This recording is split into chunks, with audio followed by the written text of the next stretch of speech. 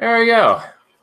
We're not. Hey guys, Hangout is now live, and I think this is technically our first stream of the new year, right? Yep. Well, no.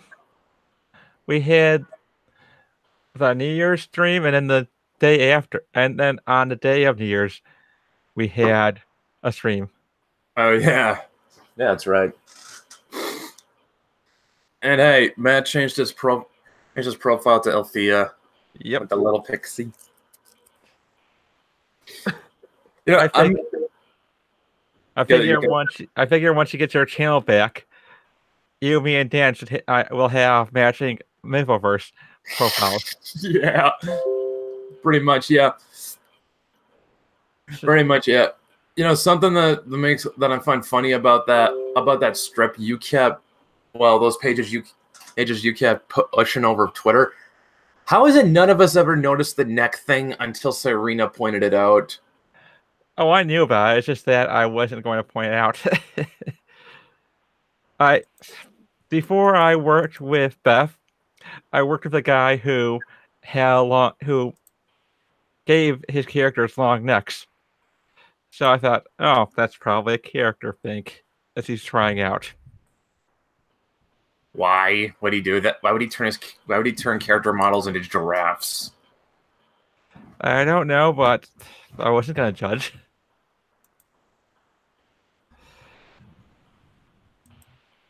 But she's working on remaking him, making him more eyelash of a giraffe. Yeah. So is this? Yeah. And if I remember correctly, Beth does all the art for Mythics now. So this is not going to be what the definitive version of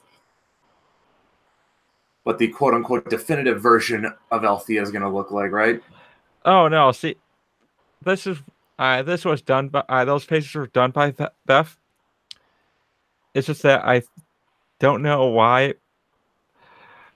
See, I don't know. It seems like something that for her to answer what was going on during that time. But but my own thoughts were, it was probably because of a style she wanted to try. Okay, so this is the definitive version of Althea then. Just in the one I got for a profile picture. Uh-huh. It's there's no giraffe neck, so I know. Well, it's still a good image though. Yep.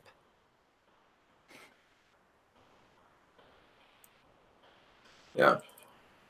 And honestly, I mean, like, it's kind of like how I think how Victor and Ginger's version have made me like. That's pretty much the definitive version. That's the one everyone knows.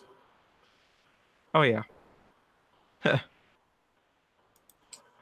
You know, it kind of actually makes me think. I mean, like, when you think about all the artists who have come and gone with with the big two characters, you have to wonder: is there like is there like a definitive version of, say, Spider-Man or Batman or Superman? I would say that the originals are probably what people would see as definitive versions. So in Spider-Man's case, it's the Steve Ditko version. Yep. Even though I don't think we have seen that version in over 60 years. Well, the classic style is always going to be seen as better, to be honest. Yeah. Good point. Yeah, good. That's a good point. I mean, like, although, like, I remember on the Spider-Man DVD, there was a documentary where they were going through like the history of Spider-Man, and they were talking about they were talking like with a lot of the writers and artists who had worked on the character, and of course you can admit, and of course one of them was Todd McFarlane. Yep. And he said, like, he described John Romita Romita Senior as like the Norman Rockwell for Spider-Man. I mean, I think I've brought that up in a thread on over Twitter once. I think it was a Charming Curmudgeon. Yeah, I believe it was. Yeah, and he said like he could. Yeah, and I think he actually admitted he could see that, like just because John Romita's style was kind of reminiscent of Norman Rockwell or something. Yeah. Well. I have to look. Yeah, so, go on. Well, you seemed like you were going somewhere with that. Well, keep talking. The interesting thing I found about in Stan Lee's autobiography is that he went over why Jack Kirby wasn't the artist for Spider-Man, and that was because he thought that Kirby Spider-Man was too much of a superhero look. And we all know he wanted Peter to be very atypical. Yep.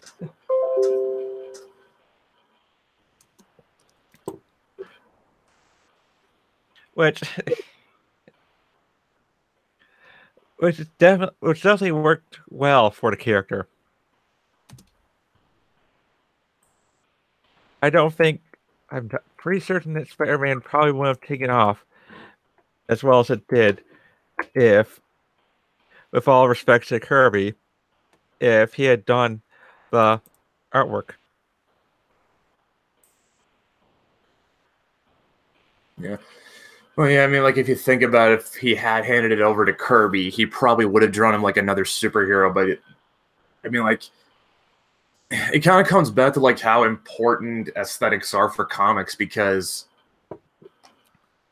I mean, like, even the best artist, you could have like a world-class artist, but his sense of aesthetics may not be right for the book. Exactly. It's like, yeah, it's kind of it kind of becomes tiring for me to talk about Changeling all the time just because it feels like it makes it seem like I have an ego or something, but it's just because I got nothing else. It's like when Lenny was talking about like how much Victor and Ginger's art sort of just makes the book what it is, because I'm like Victor's line art, it's kind of got this look where it hits this sweet spot between looking like shonen and shoujo manga, but it doesn't veer too far into either. It's like, I can definitely see that. Yeah. It's sort of like it can look cute, but it can also be funny and it's in that right spot. It can appeal to both fandoms. And then you throw in Ginger's colors, which just make it pop. And she said, like, if you gave it like any other art style, like maybe one that was more realistic, it wouldn't be a very fun book. It would come off much more dark. Dark and more gritty, I guess. Yeah. Yeah. And or can you say like Rags would be what it is without Luigi? No. It's just like, I mean, although I'd say that if Tim Lim did artwork I did the interior comic pages, that'd be something different. It'd be a different look for Rags. It's like, I mean, I have to wonder, I think, you know what, considering Brian already talked about this on Twitter, I don't think he's really going to care that much if we bring it up. I mean, like, we all know, we both know what he and Trent originally planned on doing with it. Yeah. Yeah, it's just like, but yeah, I mean, like, once it really, like, Tim Lim would just fit the book like a glove once it's really started veering into the anime manga thing. Oh, definitely. I think I think basically it's not so much that a book couldn't, if the artist is similar to what entire what you want is, then uh, effective brain. But no, if they're close to what you want the book to be, their style will it probably wouldn't matter as much. Mm-hmm. But Yeah. it won't be the version of the book that we know now. Also true. Yeah, I mean, it's just like, I don't know. I mean, there's something. I mean, like, how do I can only say that Luigi is just a guy like he can pretty much do anything. Like, Yep. I mean, like he's just got. I mean, his anatomy is really good. His detail is really good. His expression is really good. His gesture work is really good. It's like, I mean it when I say it. Rax is probably going to be the book that launches his career. Like, he is going to be a hot ticket item after this. Oh, definitely. Yeah, trust. I guarantee you. I mean, like with all the press that Rags got, I guarantee. Don't tell me don't tell me no one from either Marvel or DC took notice. Well, I don't think Marvel because they probably think he's too expensive. DC maybe. Yeah, DC definitely. Yeah, yeah. They'll probably. You know what? I can probably see them easily handing him like Wonder Woman.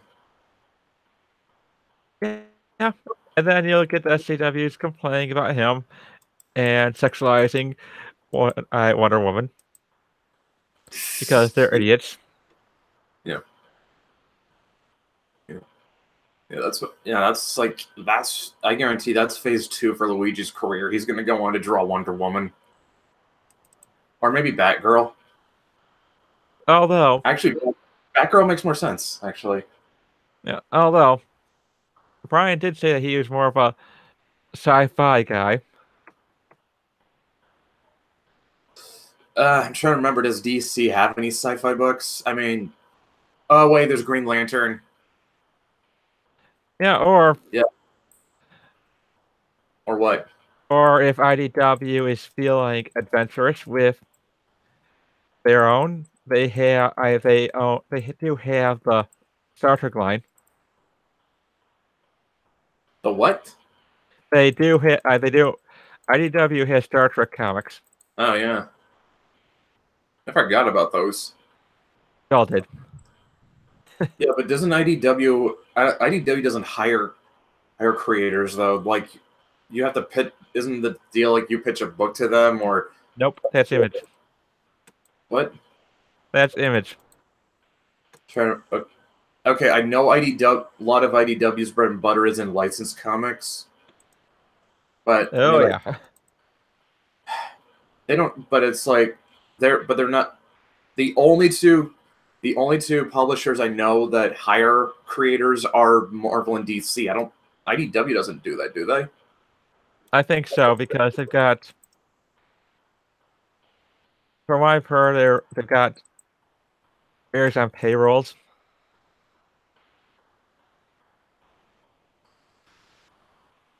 I guess. Okay. Admittedly, I don't know how IDW's business model works.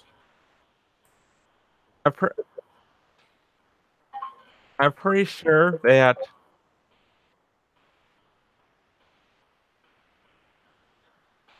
with all the licensed comics they've got, they have to pay the people working on them. Mm-hmm. I mean, licensed comics are kind of what keeps that company afloat. Yeah.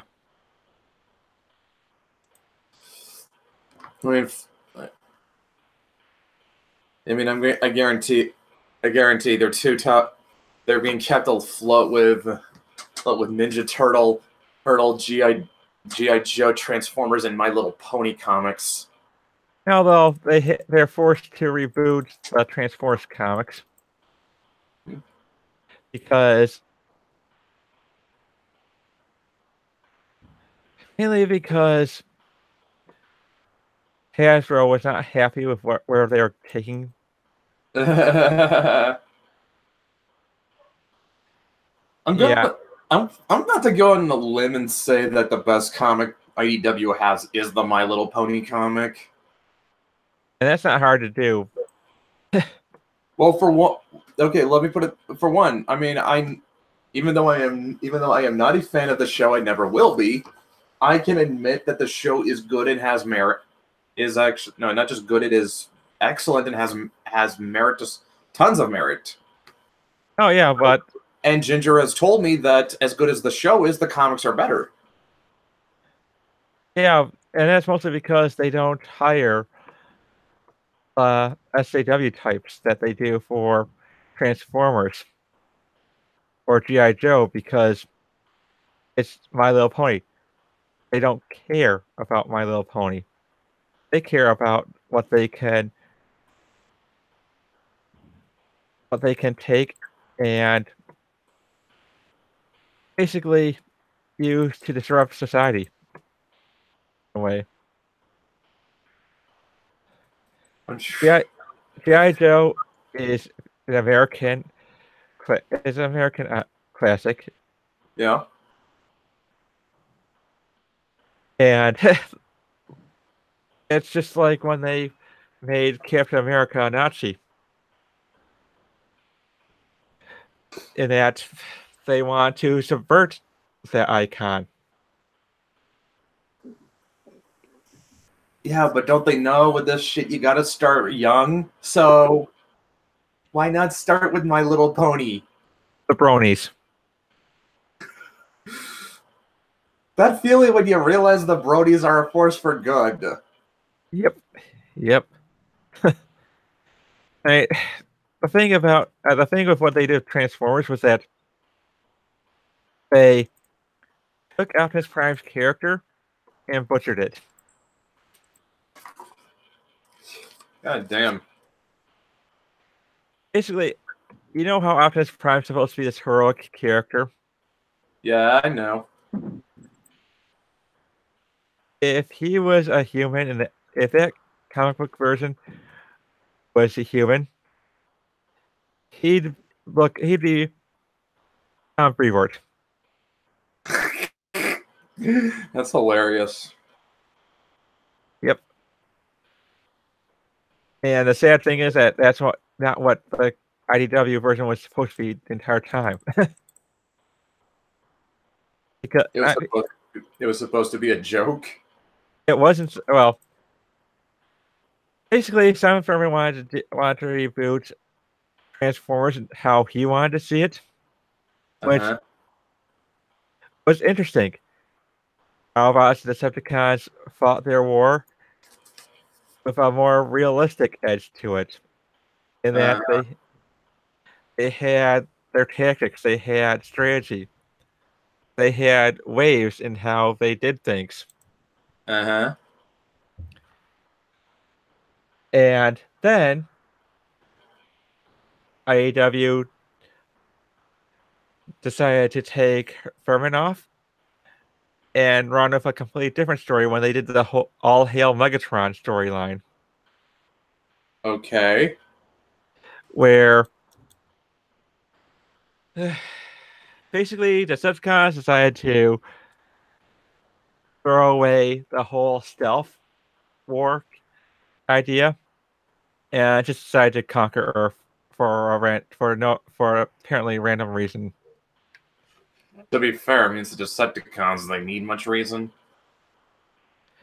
Well, thing is, they were smart when Furman was writing them. They knew they were fighting a shadow war with the Autobots, and so hence the robots in disguise tagline.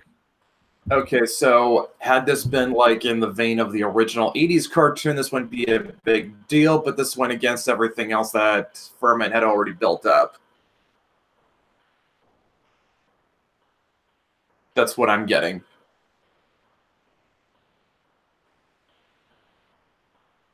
Matt? Hey, Tank. Good evening. And I think Matt's mic crapped out again. So pretty much nothing funny there then. Oh, yeah. Because my... Sauron's in the chat, and he says, "So, people, how do you guys feel about the Alien and Predator comics? Do you think they've dropped in quality over the years?" I have not kept up with them, to be honest. I only remember the Dark Horse comics, and I remember those being really good, I think.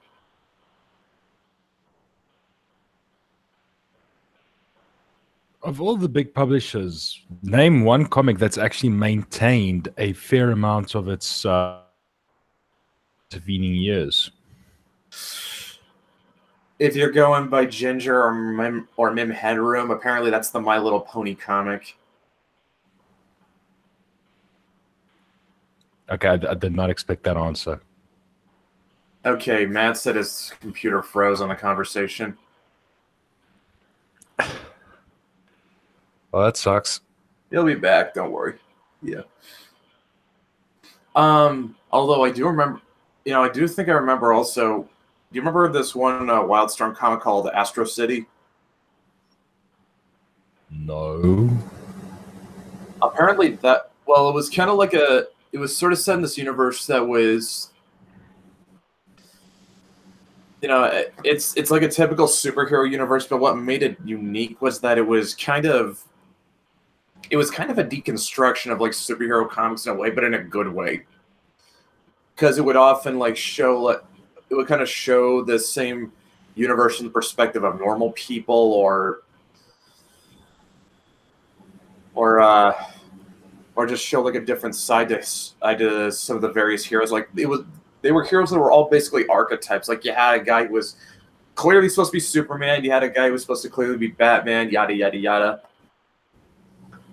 I remember hearing that never had a bad issue. Although the one caveat is this series was made by Kurt Busiek. Oh, that's saying something. Yeah. The guy who is still resisting Orange Man. Resisting sanity? Yes. Are you back, Matt? He's in the call, but yeah, he's in the call, but still can't hear him.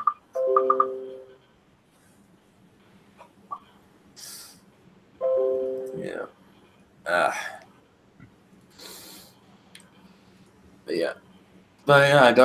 Honestly, I don't think I can think of a long-running comic series that managed to keep a level of quality consistently, at least. It's like... Because it doesn't exist. Well, it can't be done. Especially when a comic series changes creator teams enough times. Like, I mean... That is why. Yeah, if it's like the same creative team the whole way through, yeah, it'll stay consistent. I mean, you might have a few bumps in the road, but for the most part, because you're bound to more or less put out a dud here or there. But for the most part, it will stay consistent. But when you've changed creative teams enough times, like you're inevitably going to get a bad one. Or in the case of current mainstream comics, they've changed hands so many times that it's impossible for them to maintain any semblance of quality even between two issues. No shit. No shit, man. It's just so completely non-committal. Because it's been said many times, a lot of the people writing these things right now use them for literally one reason and one reason only: to get into a cushier job for movies or TV series. Pretty much. It's like no one yeah, no one really cares about. Like, yeah, nobody writing these books cares about them. Exactly. I mean, seriously, which kind of makes me think, which kind of makes me impressed by like how well Brian Edward Hill kept his quality as good as it was, even though it's pretty clear like he's got no interest in doing this anymore. Like, Well, he's already leaving comics. He already stated as much. yeah, I know. But can you blame him? I mean, if you've followed everything stuff that was mentioned by Richard, it's one of those things that literally these guys get paid peanuts on the dollar. Yeah, you make more money in comics just doing your own thing. Working for the big guys is not a, how shall we put this, if you're going to work at payday anymore. I'll put it this way: if you're going to work, if you want to work at Marvel or DC, you might as well just go work at Walmart. I think you'll get paid more at Walmart. Well, believe it or not, Walmart actually pays a little above the minimum wage in like every state they're in. So yeah, you probably would. That's your shocking fact for the day. Yeah. Sauron says, crazy. well, for both series, it had an anthology kind of feel to most of their stories, but lately they've been given a more connective story, and it just feels off. I guess I mean, like that was kind of the thing. Like the Alien and Predator comics, like there wasn't really a continuity per se. It's just like you had a bunch of different stories that existed in the same universe, right? I think once again it comes down to, you can say that about anything, because I think we've covered this in a previous stream, but I honestly think, I think that the big thing for any of these things for Marvel and DC is because they've made everything so interconnected, none of the stories can grow on their own anymore. So they stay stuck. And that's a problem. Yeah, and that's a problem also. It's just that there was a time when like big crossover events felt like a big deal. That's just like, oh, another event. Yeah, now it's because everything is crossed over all the time. You literally could be reading any book, XYZ, and oh shit, there's Spider-Man. Oh crap, there's Iron Man. But what the fuck? This is supposed to be my book. You know, that whole idea behind it. Yeah, it's like I think if anybody's going to, it's why I made the joke that Wolverine's basically the Kevin Bacon of the Marvel universe. Seriously, that is like, I mean, everyone knows the game 6 Degrees of Kevin Bacon. This is 2 degrees of Wolverine. Like, yeah. Is there a character he hasn't crossed over with? Himself. Oh wait, no, sorry, they probably did do that. But at the end of the day, I think it's going to come down to the fact that if indie comics, independents are going to do their own crossovers, like you guys are planning on doing, I would suggest that you keep to your original idea of these things remaining, how should we put this? It just coincidentally happened and it gets mentioned and that's it. And leave big connected crossovers for obviously big events. Obviously, it's just like okay. Yeah, there we go. Yeah, because the problem with like all the Marvel books, I can't speak to DC because I haven't kept up with them. The big problem the Marvel books have is none of them feel special. They all feel the same. Like, it's like the Marvel universe just feels like one giant clique. Everyone knows each other. The mystery is removed. Yeah. I mean, fuck, like even How do I put? Yeah, even like Earthbound heroes know who the fucking Guardians of the Galaxy are. It's like none of this feels cool anymore. It's lost its luster.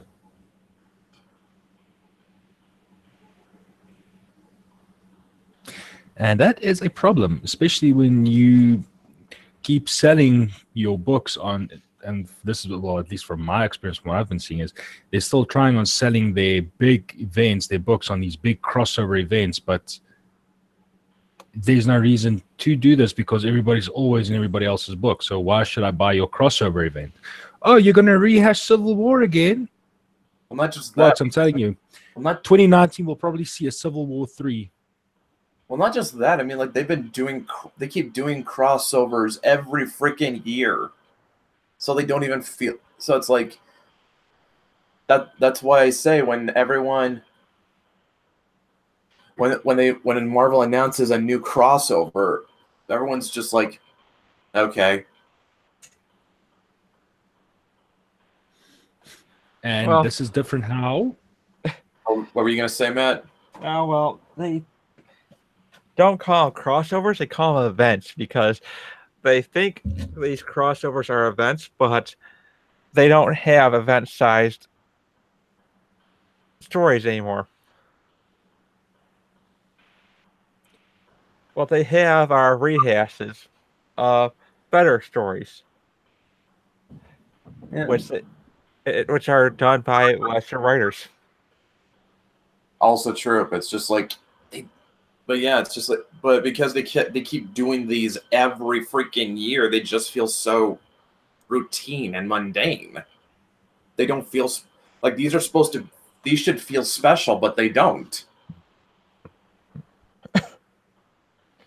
Which is why they're falling apart completely.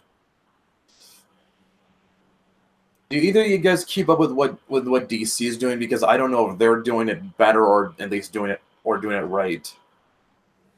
Well, when base DC it on what you see on Comics Twitter. Who is the company that people rail against the most? It's Marvel. Exactly. So what does that tell you? DC must be doing something, right? I don't know, because like, are DC cranking out like big annual events too? They are, but they're also doing things that are special, like such as Hitman White Knight, for example. Yeah, they're doing this. They're doing the split stories, and from what I've seen, the characters don't always inhabit each other's stories. Nope. They more or less keep them in their own bubbles for the most part. Batman stays in Gotham. Superman stays in Metropolis. They moved Nightwing over to Bloodhaven, and so the Bat family is essentially, for all intents and purposes, still in Gotham. And crossovers rarely happen from what I've seen, only for the bigger events that they actually do need them, or when it comes time to use the Justice League or something like that. But individual books pretty much stay individual from what I've seen. I guess it seems more like they have a better. I guess if anything, DC has a better sense of scale than Marvel does. Like they understand. Well, like they understand. Like they had to learn the hard way. Really? Well, if you remember correctly, our good friends over at DC had a thing for multiverses and things, to the point where they had to reset everything. Boy, that did not end well. We're not talking about Crisis on Infinite Earths, though, because everyone loves that. So what are... New 52. Yeah, that. Yeah. Now I remember. Yeah, because nobody. Also, Sauron said that DC doesn't put out as nearly as many events as Marvel does. They do plenty of what if and Elseworld stories. Okay. So their events actually feel like events. And it actually seems like I do actually like these what ifs that they put out. Yeah. Look, I don't actually read the comics, but I read about them on, all the fan websites and everything. And a lot of them were quite interesting. Probably one of my favorite what ifs is Batman Red Sun. That's not Batman, Superman. Fuck. Ah, Yeah, the one brain where fail. Superman lands in the Soviet Union. All right. Yes. I've actually read that. That's And like, then there was also one that they did with where he, I think, don't remember which, but so they got some British guy to write it where he was found by a British family. interesting. Yeah, basically the idea is where Superman is special, but he has to follow the absolute British tenet of what would the neighbors think? So he hides his powers All the time. and is ashamed to use them. Oh boy. Because standing out and being special is bad. I'm glad we broke away from the Brits. Yeah, they're really stupid. I'm just kidding. Any potential Brits who are watching. Considering what I saw from an MP saying that she wants to have the police arrest anyone who called her a Nazi. Yeah, I don't care anymore. Yeah. That's funny. You have an entire group of people that have been called Nazis ad infinitum since fucking Brexit. But only now because some special feeling politicians getting called one. Now it's a problem. And a woman too. Oh yes, can't have that. You dirty misogynist, you. Yep. All right, so okay, so yeah, so Superman lands in. Wait, are we talking like this when you say lands in England? Are we talking like is this like old England or current day England? I don't remember the time frame, but also starts at a newspaper called the Daily Smear. Oh, so he works for a tabloid. Also very British. I'm actually gonna have to go find this thing. Really? The Daily Smear, Yes. that's a very British thing to say. That is like that. No, actually, now that I think about it, yeah, that is a very British thing to. That is like a very British name to have for a tabloid. yeah. Kind of like how our tabloid's called the National Enquirer.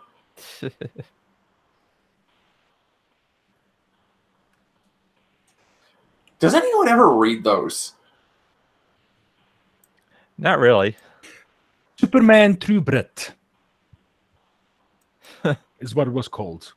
It was written by John Cleese. Oh. Wait. Did you say John Cleese? Yes. That John Cleese? Yes. That explains a lot. Holy shit! There's a DC comic written by one of the Monty Python guys. Yes. It was published in 2004 under the Elseworlds label and released by Titan Books in the UK. Written by John Cleese and Kim Howard Johnson with the art by John Byrne and Mark Farmer. It's just like, holy fucking shit. Just John Cleese. So you know it's going to be good comedy, at least. Yeah. Well, yeah. Very British comedy, but good comedy. Yeah, oh yeah. The problem with the British comedy is it is very, very, very acquired. If you don't like it, you're not going to get it. It's dry. Yeah, it's a very dry sort of humor. Yeah, and I'm gonna also assume like if you go into this like expecting John Cleese's Monty Python kind of humor, which a lot of Americans like too, you're likely not going to get that either. Not very likely. But yeah. Holy fucking shit! There's a Superman comic written by one of the Pythons. Yep. Is anyone else got their mind blown by that? I knew about this. I just kept. Oh, it's just we're talking about it, talking about the one shots and everything. So it's like now I have to. It's like now I have to I have to have this. It's like,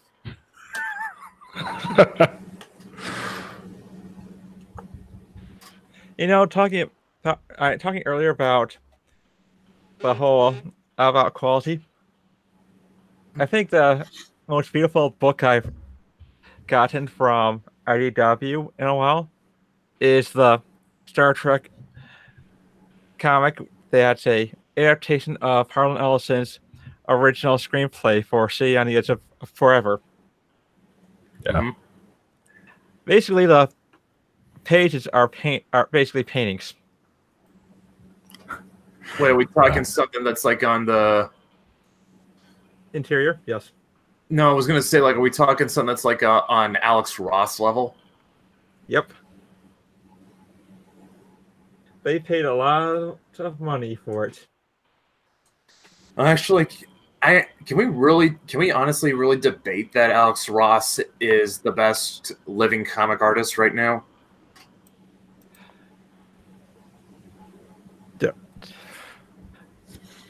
I don't know. Depends on what your opinion of good art is, I think. Has Alex Ross ever made a book that didn't look good? Fair point. But again, there's some people who... I'm certain there's somebody somewhere that'll be able to find fault with that. Yes. Well, we're just talking. Look, I know people like to say art is subjective, which is true, but it's not, because there actually is a level of objectivity to art. And objectively speaking, I don't think there's an artist out right now in comics that is better than Alex Ross. He kind of he nails that hyper realism so well, and not only that, with that sort of painterly touch, it just like he can basically make a comic like Kingdom Come's basically from purely an artistic standpoint. Kingdom Come is the comics equivalent of the Sistine Chapel.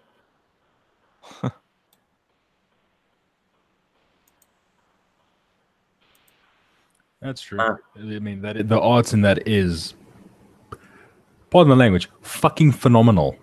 Yeah. Yeah, it is. Hey, come on, we're not. I don't think we ever sold ourselves as being a G-rated show, but yes, I completely agree, and it's and it's also just trying something different. Yeah, but it's also a book from back when Mark Waid hadn't completely lost his mind. Hey, Brett, watch your mouth. You've got a wholesome comic you're supposed to be writing. Oh, come on. Yeah. Sauron asks, what are some of your favorite one-shot non-canon stories?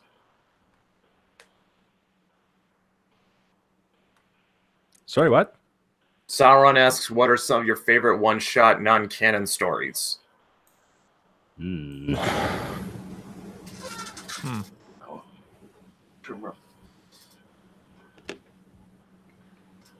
know, I'm trying to think of one on the top of my head. I think there might. I'm definitely gonna say. I definitely would say I would definitely put in Dark Knight Returns as like non-canon. That's like really good. Well, it's part of the Frank Miller universe of Batman stories, so Okay, I guess there's some kind of canon to it.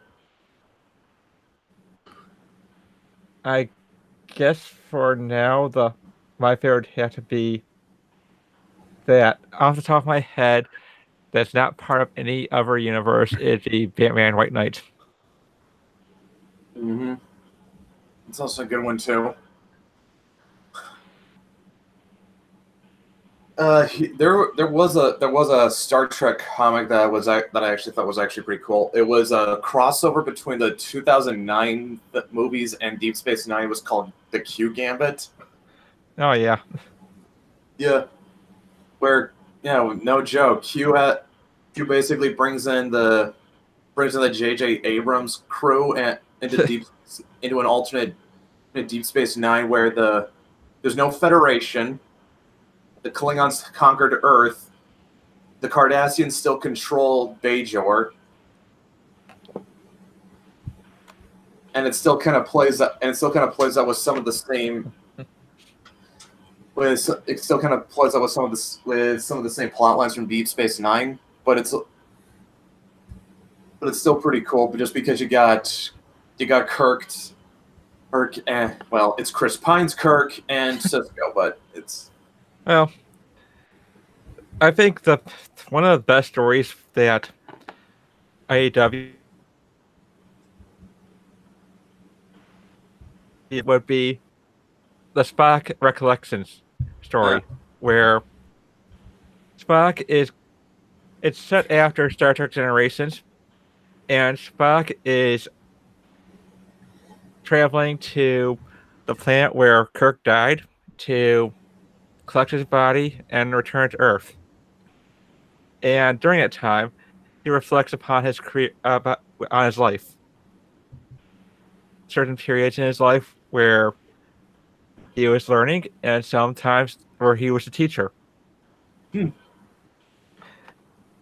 it's got a poignant moment between Spock and Picard at the end of the book, where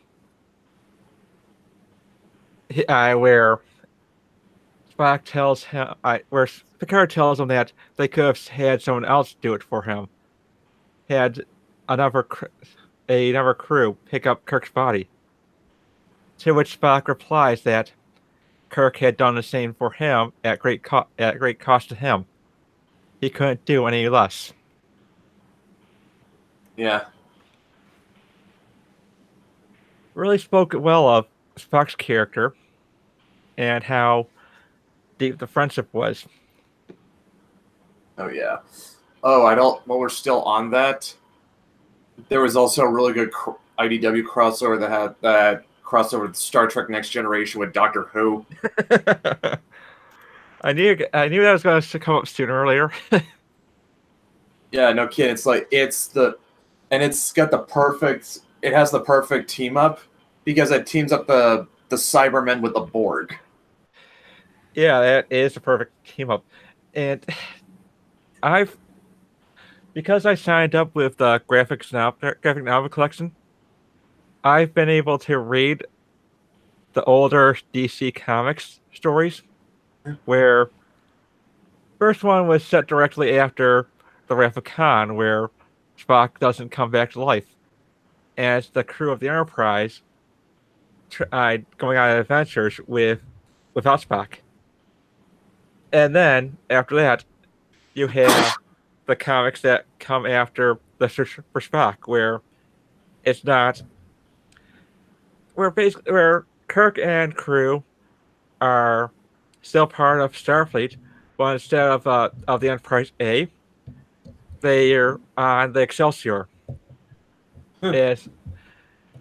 Apparently, the original plan was to destroy the Enterprise and put the crew on the Excelsior for the movies, which caused a riot. So they backed down that idea and went with the Enterprise A. One of the the first storyline from that was called the Mirror Universe Saga. It was an interesting story where the Mirror Universe invades the Prime Universe. And so Kirk and crew meet their Mirror Universe selves, except that they're on the original Enterprise, since the events of Wrath of Khan never happened. Yeah, there was also Dark Horse also put out a couple mini-series called Star Wars Tales, which sort of played out the original trilogy, but was slightly different outcomes. Like, what if the Rebels had failed to destroy the Death Star at the Battle of Yavin 4? What if Luke had died on Hoth? And what if Luke had redeemed Vader before the end of Return of the Jedi? Well, before the end of it. Yeah, it's just... Well, here's what would have happened. We wouldn't have had the God of All, The Last Jedi. Also true. But then again, Palpatine escaped at the end of the Return of the Jedi in that version, so Yeah. it was still the sequel trilogy would be all about their hunt for Palpatine. Oh yeah, definitely. Although Although it it's, might have been more entertaining, Oh yeah, definitely. provided Ryan Johnson didn't write and direct.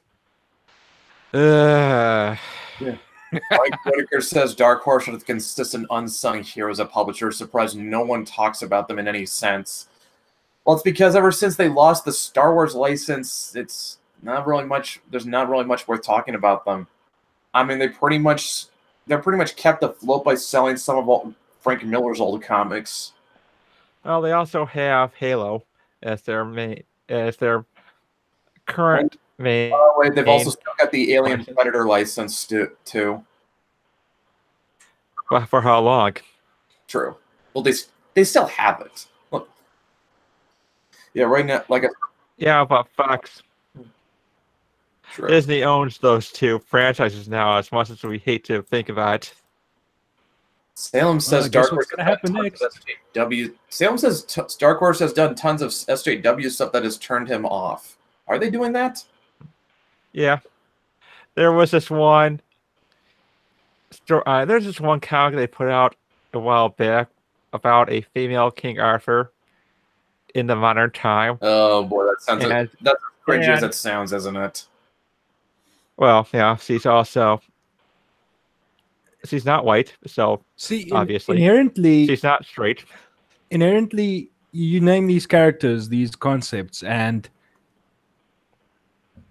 I'm not turned off by them immediately. It's just once you mention the SJW factor brought into it, that's when I start cringing about it, because then you know exactly how the story's going to be written, because there's never any variation in how these people write. Read one SJW comic, you've pretty much read them all. It's just window dressing from there on. It's just different curtains they put on the windows the whole time. Yeah, pretty much. Yeah, and the thing that made it so bad was that this female Arthur did not have the flaws of the original. Essentially, a Mary Sue, Yep. which means boring. Yep, and she's a lesbian, of course. And Sauron says they have done SJW stuff, just not as bad as Marvel. Well, the thing with Dark Horse is that they actually did put out a couple issues of that book, but saw the low sales of it. Quietly, well, they allowed them to finish their run on their first story arc, and then canceled it. But they didn't put them in print. Oh boy, that's that. Yeah, they like And here's where the difference comes in with versus Marvel. They didn't just reboot it and repackage. Yeah. It's dead. Yeah, but like I said, what's keeping Dark Horse basically afloat is reprints of Frank Miller comics like 300 and Sin City, Alien versus Predator comics, and what was the other one? Halo. And Halo. And I'm going to say this because I just replayed Halo 5. You can say whatever you want about Halo 5, but if you say anything bad about Olympia Vale on the Osiris team, I will cut your throat.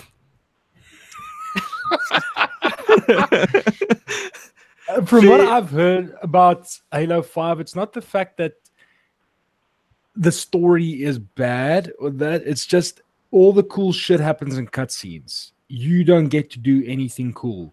And Yeah. the problem is when you start fighting the Guardian, you fight him like fucking as many times. So there's little to no variation. I didn't hear a lot of bad things about the characters. People like the characterizations. It's just the game is boring. And not the Well, a lot of bad that, boring, mediocre a lot of boring. a lot of that has to do with the fact, though, that most, if not all, of the original team left. Yeah. It's well, not the fact that the original team left, is that Bungie left and they handed it over to 343 Industries, which was created specifically by Microsoft to do Halo games. But again, And most of the original this is- teams there. Yeah, no, the original team left with Bungie. Which is why you could see a lot of Halo's influence all over Destiny. Also, Joseph Staten and all those guys, they were still with Bungie when Destiny started up development. And I'm going to say this, and a lot of people will disagree with me. I honestly think that Halo 4 was a good game. I really liked Halo 4. The stakes of it at the end of it, very brilliant. I mean, come on. Just a quick one. Is there anybody in chat who has not played Halo 4 yet? I don't know. Look out. No, Mike, I don't think Master Chief will be pansexual. He's more holosexual, in which he probably had a relationship with Cortana. But I think Mike can. I think Mike didn't because he says he never got interested in Halo. Does that count? Okay, cool. Then I'm going to spoil the story. The fact that Cortana died at the end of Halo 4, they put the stakes very high. That is why I honestly think that Halo 4 was a very, very good game. The story carried on perfectly from the end of Halo 3, and they raised the stakes to a nice level, and they ended it with a very powerful gut punch. And then they undid it. I couldn't fault the writing style for Halo 4. I thought it was brilliant. And then they undid it. But here's the thing, though. Is it Cortana, or is it a fragment of Cortana that was left over in the Forerunner constructs?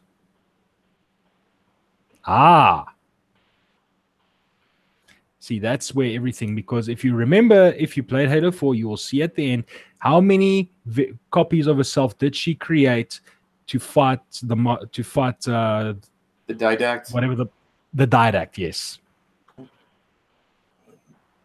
She created hundreds of copies. Mm-hmm. So, for all intents and purposes, the real Cortana might very well still be dead, and the Cortana that you are facing down now is a corrupted fragment.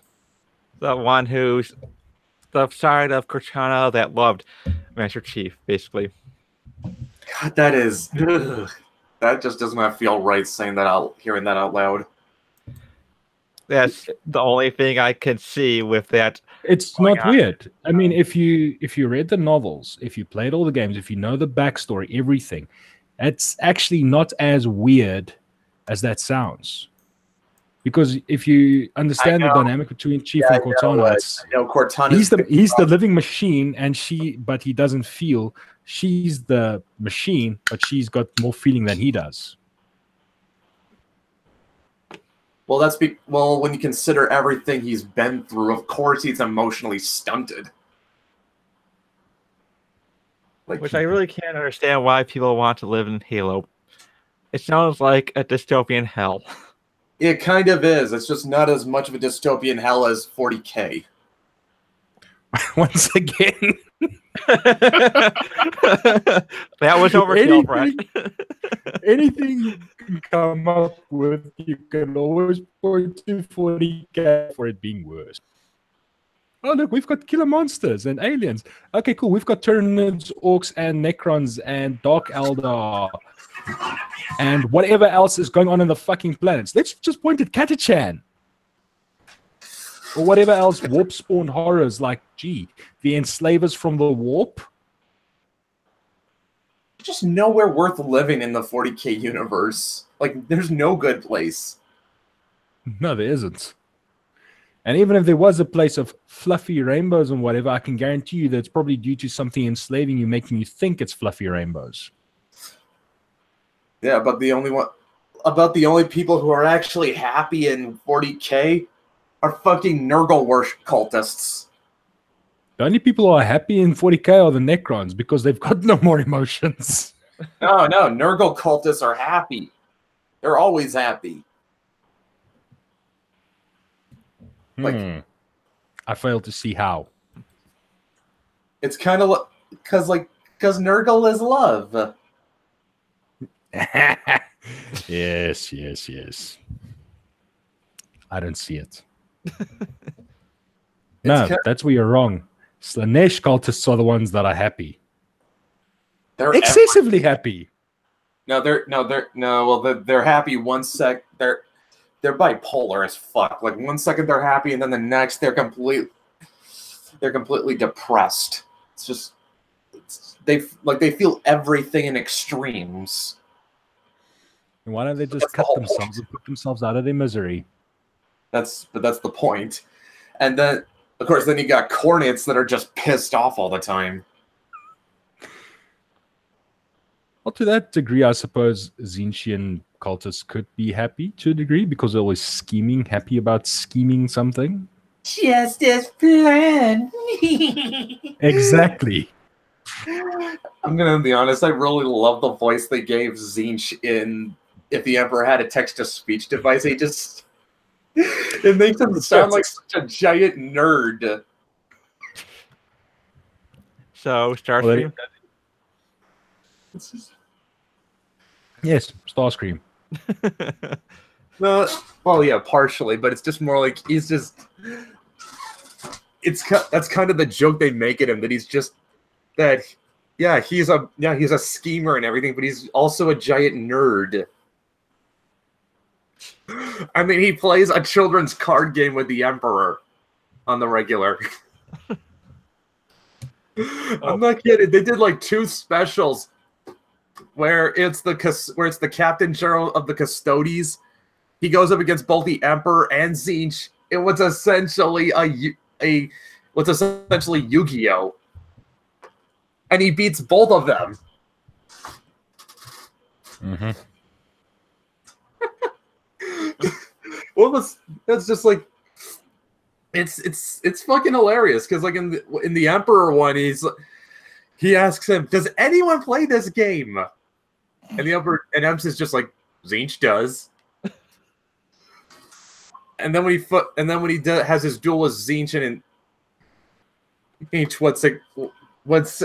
what's really one of the funniest jokes in that special is at the beginning, where Tzeentch said, he acts like he's impressed that the Captain General knows the game, and he says, "It is rare for mortals to master such an intricate game of the mind." And the Captain General says, "That's the exact opposite of true." And Magnus says, "The only intricate thing about this game is its banned list." If you guys know your Yu-Gi-Oh, you get that joke. I watched the anime briefly, and that's about the extent of my knowledge about Yu-Gi-Oh. I'll tell you, the Yu-Gi-Oh, the number of card game, it is easier to make a list of the cards that aren't banned in Yu-Gi-Oh, because some of the cards are fucking broken. Gee, well, maybe that's by design. Yeah, they made a card game for an anime and then turned it into an actual card game. I wonder where it might go wrong. Yeah, this seems like a great idea. Yeah, it's just that's the thing. Like it started with the manga, and I think it goes without saying the guy who made it, he had no idea what he was going to be doing and he was just essentially making up the rules as he went. So, because did anyone expect I don't think anyone expected Yu-Gi-Oh to get as big as it did at the time. No, and from what I heard, the games, but the card game got really popular. Yeah, I know, but it starts with the manga, and then it just does really well. So they build make a card game out of it. But the problem is the mangaka didn't even know what the rules were, because he was just going to make a manga about a flashy manga about a children's card game. So it didn't matter if the rules were consistent, but yeah. When you don't have like a good rule set in place, you're gonna end up with broken cards. Yep.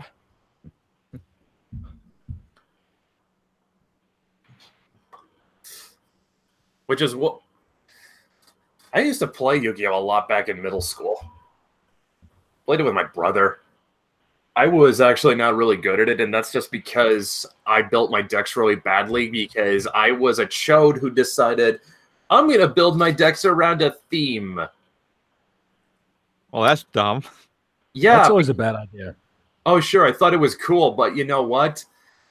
The problem with theme decks is they are really easy to beat. Like, if I got a deck, like I had a deck that were made up of all fire attribute monsters. You know how to beat that. Just add water. Yeah. It's like having a Pokemon deck with nothing but fire types.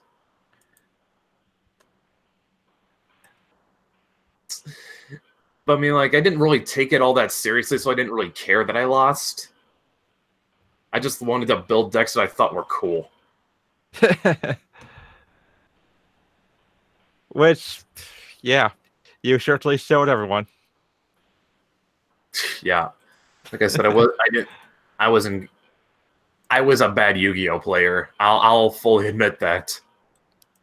Well, anyone could be bad when it comes to a broken game.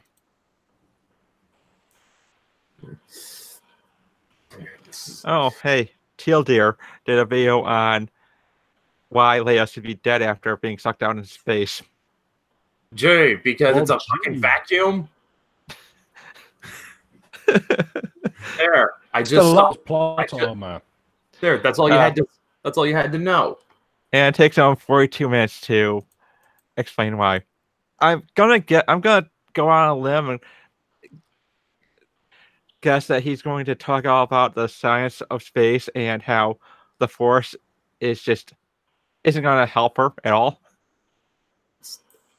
Oh God, I used to like that guy. Exactly. I can take your 42-minute video and condense it to 10 seconds. It's a vacuum. It's just hilarious. I did Done. I did watch a part of Spoonie's Last Jedi review. I lasted all of 3 seconds when he started talking about how the complaints about Rey being overpowered are misogynist. I want to watch that just ass off at all the shit. Don't want to. Well, that'd be more laughs than he. That's more laughs than he's getting right now. Oh, Spoony, what the? You are so... What a... They buy into bullshits. It's funny.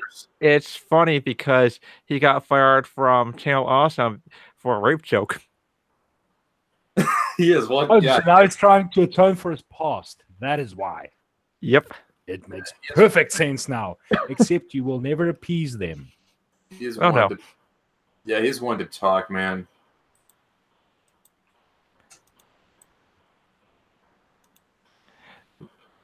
And I looked at the Teal Deer video, and it was published 2 days ago.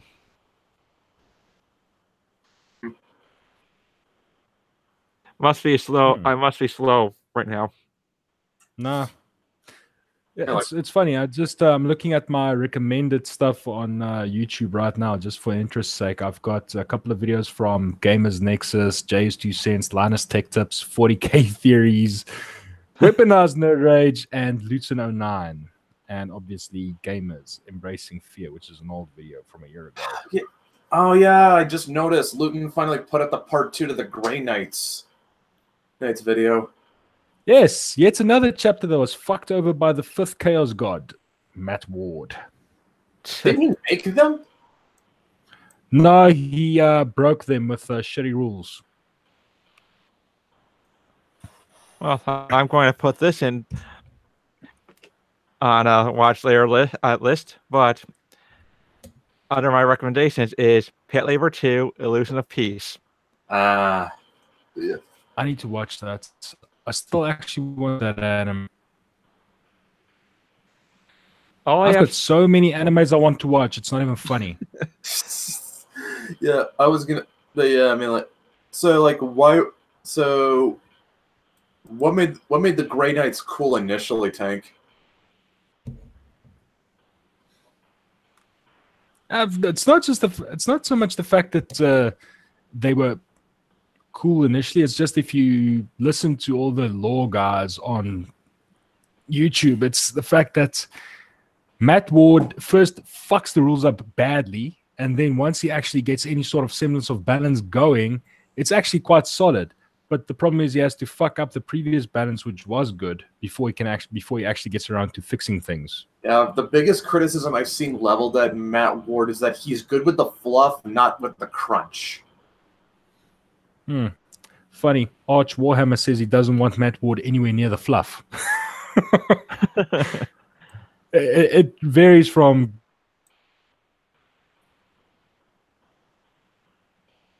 Varies from what? How they react to Matt Ward. Yeah, I mean, yeah, it kind of seems like just seems like a lot of his bad reputation just comes from him playing favorites with the Ultramarines. Yeah, well, they are the poster boys for 40k, sadly. Yeah. I mean, let's face it. Among all the original chapters and legions, they are the ones with the least amount of genetic deformities or deviations.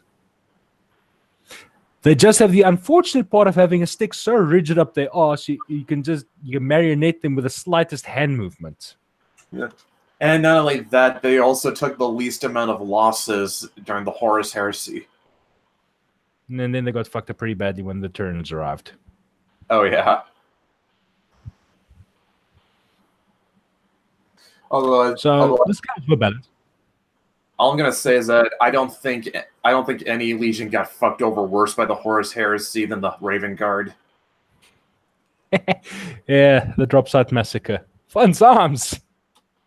Not just that, it's like then Corvus Corax hastily tries to grab more genetic stock to rebuild his legion, and it's corrupted by chaos, and so there's... Yeah, it's not just what stock, it was the original untainted Primarch stock that he was using, that he then lost to the Alpha Legion, who then corrupted it and lost it as well. It's currently floating around somewhere in the warp. How is it like? So how has the Raven Guard even managed to even replenish their numbers at all? Like, where are they getting the gene seed from? Normal gene seed and normal restocking. Corax needed to accelerate it, and it didn't quite work out.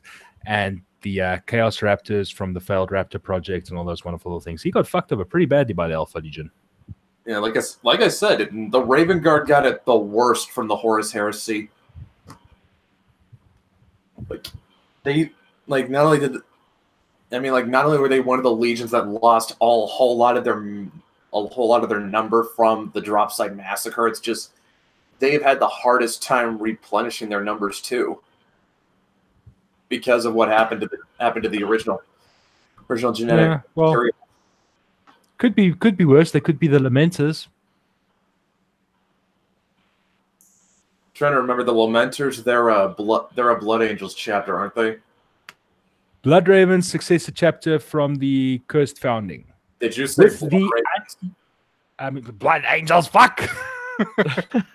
Yeah, I'm sorry.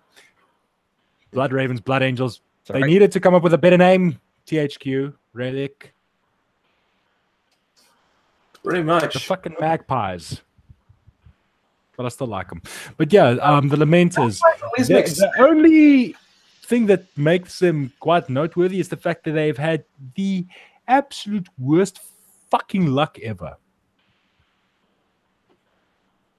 And I do mean shit luck. Equipment would just randomly break down, weapons would fail to fire, whole stockpiles of ammunition would just go missing. Yeah. Are we still talking about the Blood Ravens or the Lamenters? The Lamenters. Yeah.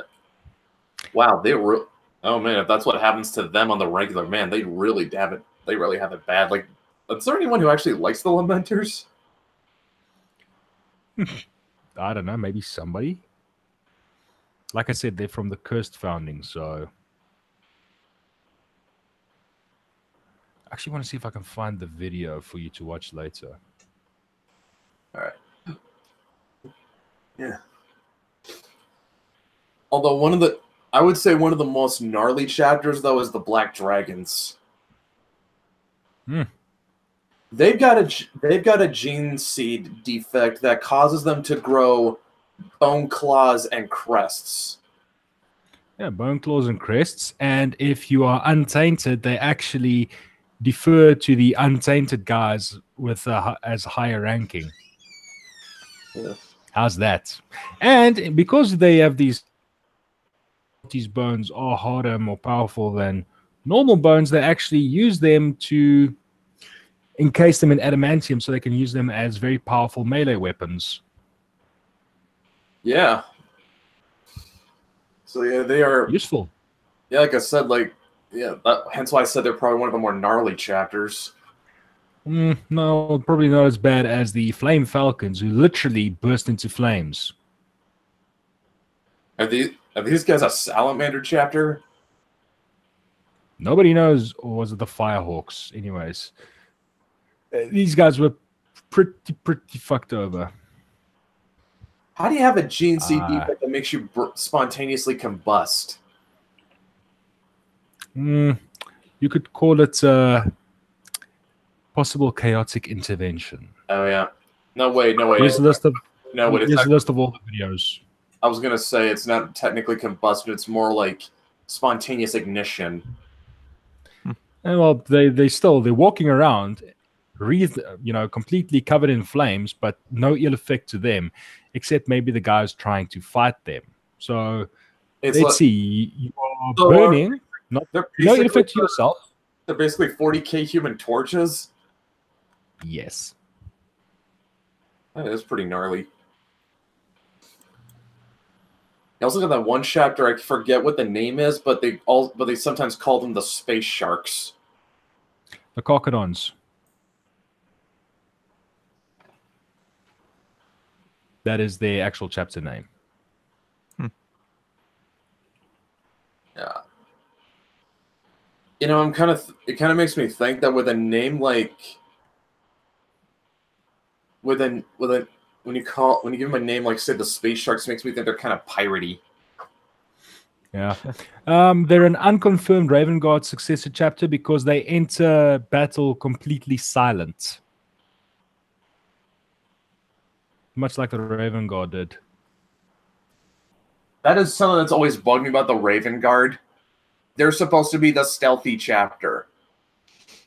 Does that look like it's made for stealth? The stealthy chapter. Then you look at the other stealthy chapter, the Alpha Legion. Let's see. Garish purple with green pauldrons. Weren't the Night Lords also kind of stealthy?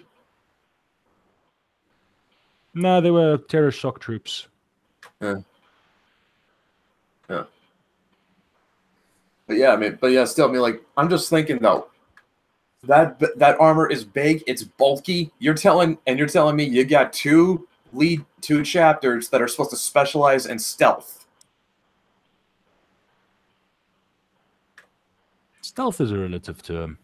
Well, it's the Warhammer 40k universe. Everything's big. True. I mean, I'm just saying let's face it, we're on a planet where everything's blowing up around you. It's not going to be hard to remain, air quotes, quiet. I'm just saying, between the Raven Guard and maybe the Eldar Banshees, which do you think is more stealthy? Definitely not the Banshees. Okay, man. If you're going for true stealth, I would put it this up to the assassination temples. Wasn't the Officios Assassinorum Forum disbanded? No, because you still get Vindicare assassins.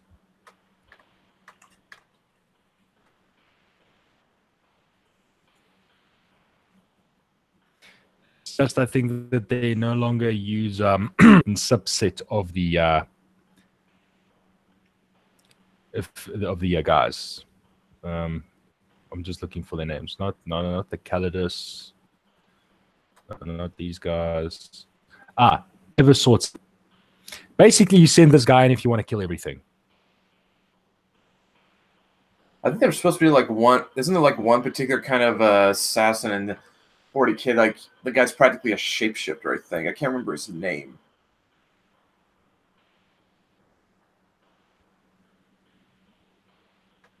But he's got like this ability where he can just like sculpt his face to look like anyone or anything. The Calidus Temple. Shape-altering drug called polymorphine. Oh, it's a whole temple, not just one guy. Yeah, you get the Calidus Temple, the Calixus Temple. I think I butchered that. Basically, they use psychic blanks. Yeah. Then you get the Vindicare, and then you get the Eversaw. Now, the Eversaw is quite interesting because these guys, they take the ships that they transport these on. There's a whole video, which is quite... Luton did a good one as well on this. I just recommend you go look at it.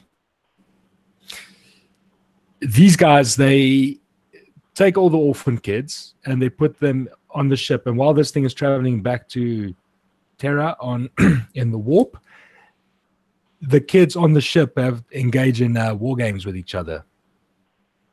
So by the time they arrive back at Terra, there might only be one kid left.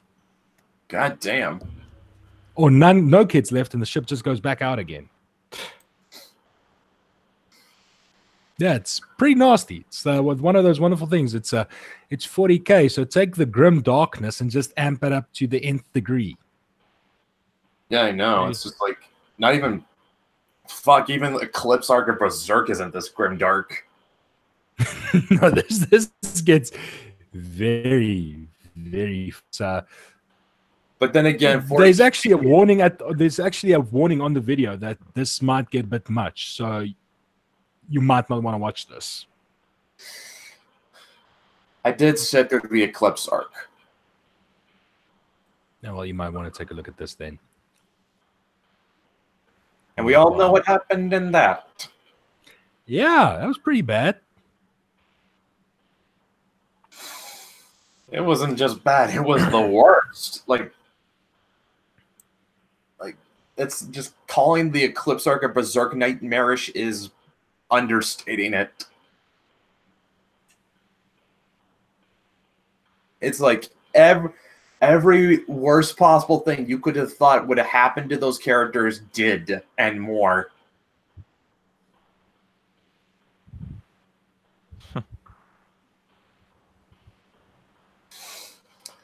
And no one walked out, and arguably, Guts and Casca walked out the worst because they survived. Yeah, let's see. He walked out with a minus an R, minus an I. And the last she thing walked out completely psychologically scarred. And then, of course, there's also the little. Yeah.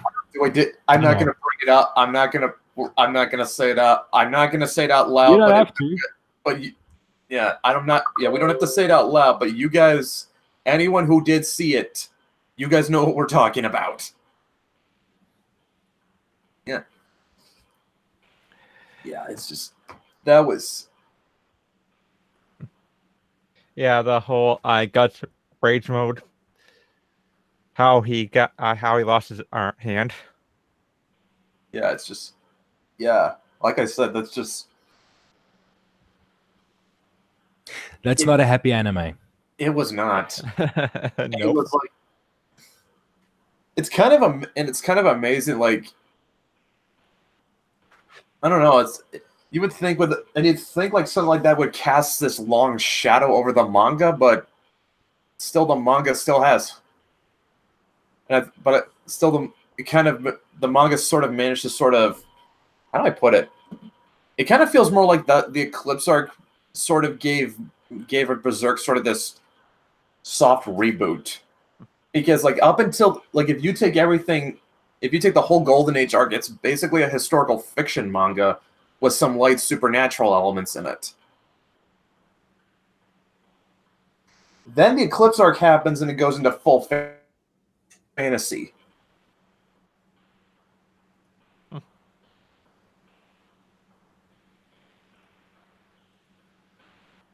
Here we go.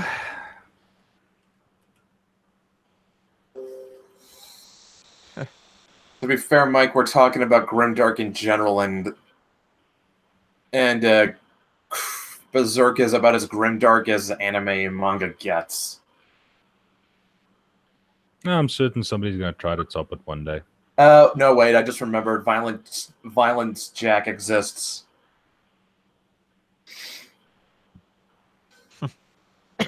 All I'll say is do not look up Evil Town. I haven't seen it, but I've heard enough from people who have that it's not like grimdark, it's just awful. Like, not awful as in badly made, it's awful in that it's reprehensible. It makes Goblin Slayer look like a walk in the park. Actually, Goblin Slayer isn't even that dark. Just that everyone hypes on that first episode. Yep. Yeah, like, it doesn't even care. Yeah, that darkness doesn't even carry, like, even to the third episode. It's really... Once you get past that, you really start to see this is really more of a love letter to D&D. And Hellsing, by the way, Mike, it is kind of dark. But It's dark, but it's also... Berserk dark. Hellsing is a... It's kind of like... It's over the top. So that kind of offsets the darkness. And it has enough self-awareness to know that. And the good guys actually win often. Yeah. The problem with Berserk is the bad shit happens and there's nothing to alleviate the darkness. It becomes all-encompassing and depressing.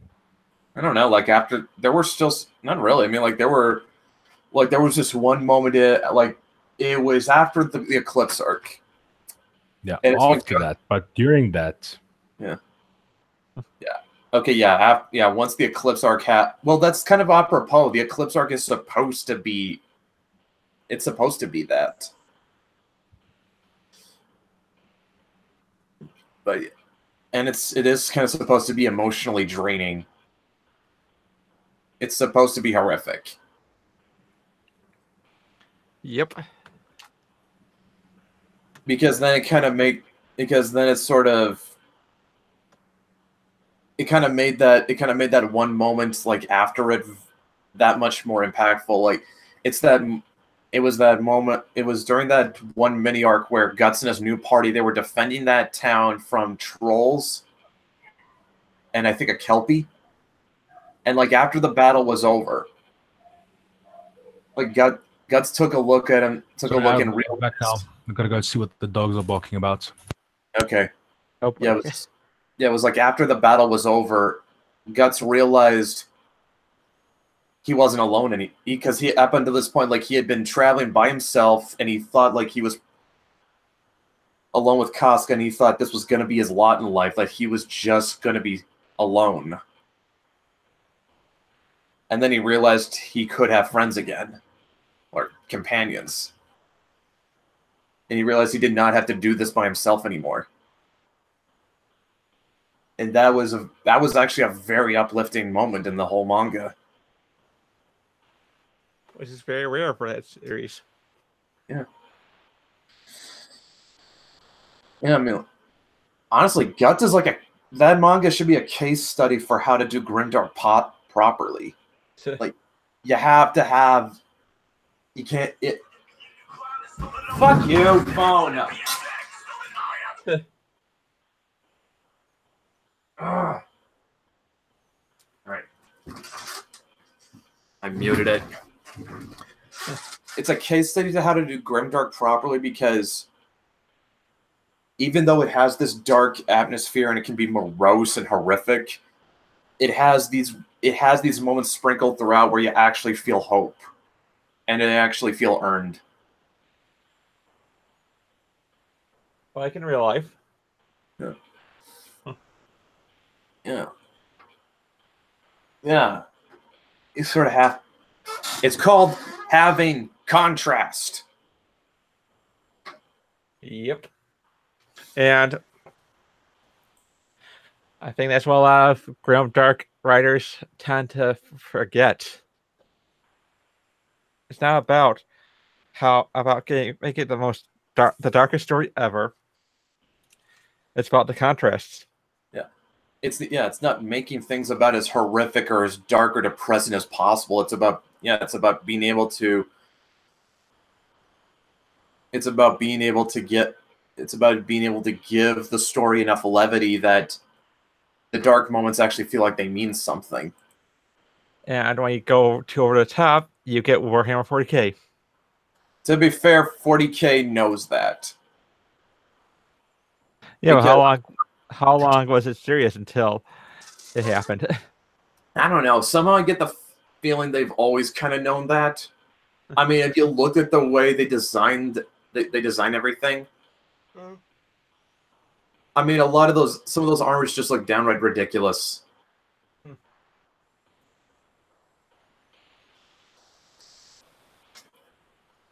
It's just, yeah.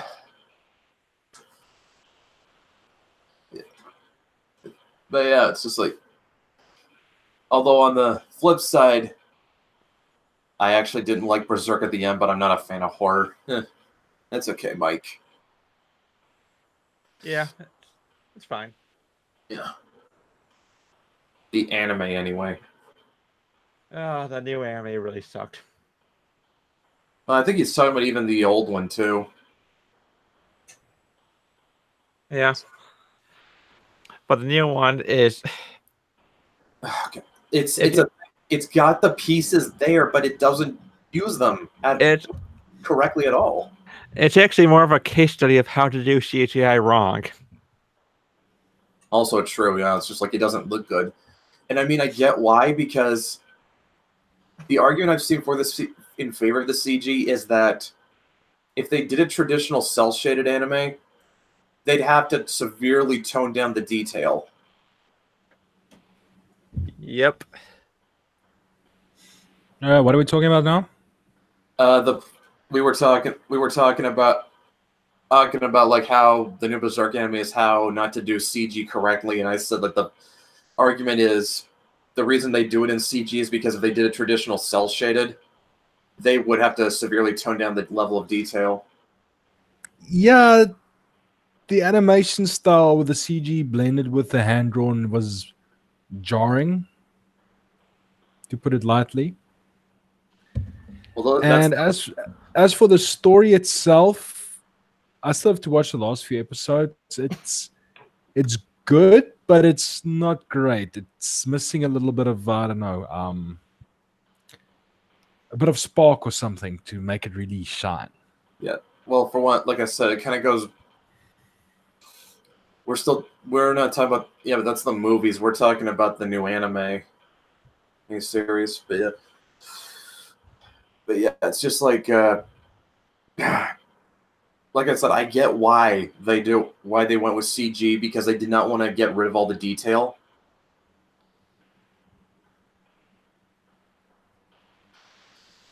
Mike says, I appreciate what Berserk does, but I really don't like levity in dark stories personally. I want as much gravity as possible. But if you don't have the levity, then how does the gravity mean anything? Because it just keeps piling on.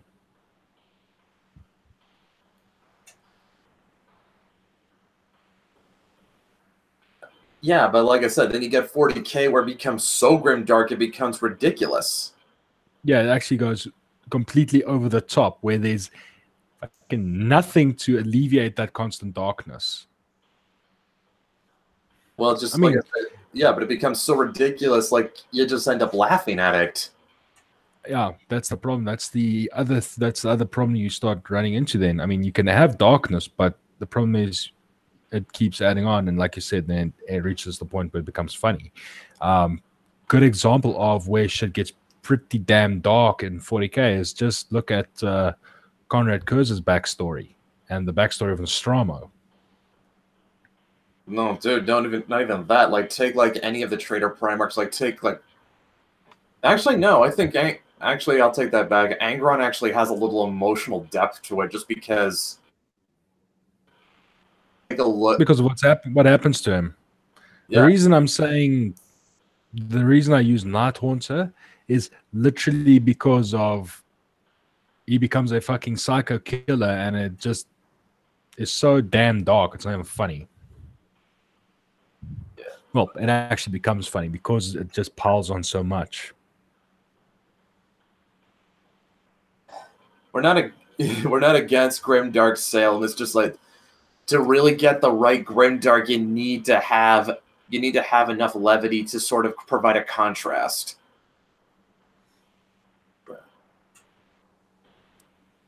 Yeah, What's your because of opinion it's on the all upcoming dark all the Spawn? time. What's your opinion on the upcoming Spawn movie? Todd said no joy allowed. Even Todd McFarlane knows you got to give hope so that the darkness. Well, I don't know about that. He's an artist, not a writer. True. I just never bought the darkness because other franchises get away with it while others are criticized more. It's like, there's a way to do it right. Like I mean, like if you in terms of darkness, it's got to be somewhere where it's appropriate. You look at a franchise like Star Trek, it's about hope. It's about the future. And then you put darkness and grim and all of that into Star Trek Discovery, and it just loses its identity. Star Trek was never dark. It had some slightly shaded moments, but I wouldn't necessarily call it, darkness. Well, yeah, if you want to know how to do it right, just look at In the Pale Moonlight.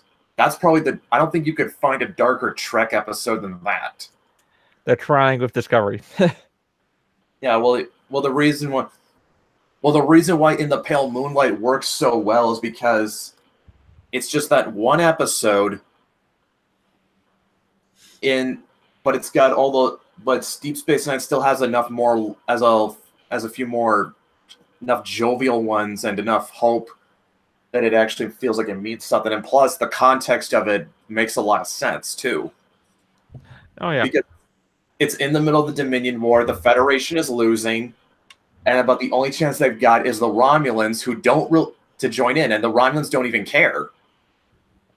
So Sisko pretty much has to become a party to assassination, so that he can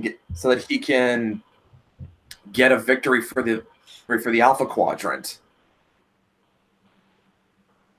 You know, the one thing that we've never really got to see was what happens if it comes out that Sisko was part of that. Someone needs that. Now that needs to be a what if. Well, Peter David hinted at it in a Star Trek New Frontier short story where it takes place in the future, and he touches upon a Federation Romulan war over that. I wants to bet that when it got discovered that he was a party to that assassination, he was also stripped of his command. Well, New Frontier takes place in pretty much a different timeline as the others. Yeah. So, and plus, this implies that the war happened after Deep Space Nine, where Sisko disappears. And New Frontier at the time, this makes the assumption that he's still gone. Mm-hmm. Still, I have a hard time believing that they ever would have found out, because the one who pulled the trigger was Garrick, and no one's better at covering his tracks than Garrick. Yeah, that's true.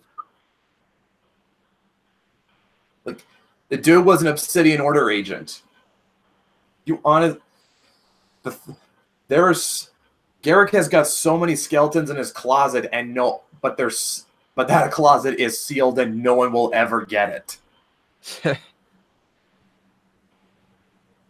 And if it did happen to get out, he'd probably be one of those that would be tossed to the dogs.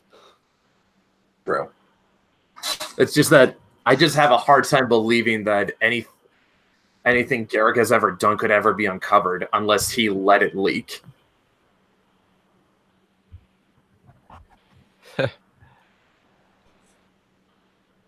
Yeah, well, it's gonna be if whether or not it happens, it'll probably be just it'll be non-canon. Well, duh. They're not going to just go into that. I don't even think the Picard series will have anything to reference it. Mm-hmm. But then again, that New Frontier story was written long before Star Trek, the Star Trek reboot, and they destroy the Romulan homeworld. God damn. Yeah. Yeah, I'm still into Mine's version of Star Trek. What? You want a little robot? Army. Yeah, same. What was it you said, Tank?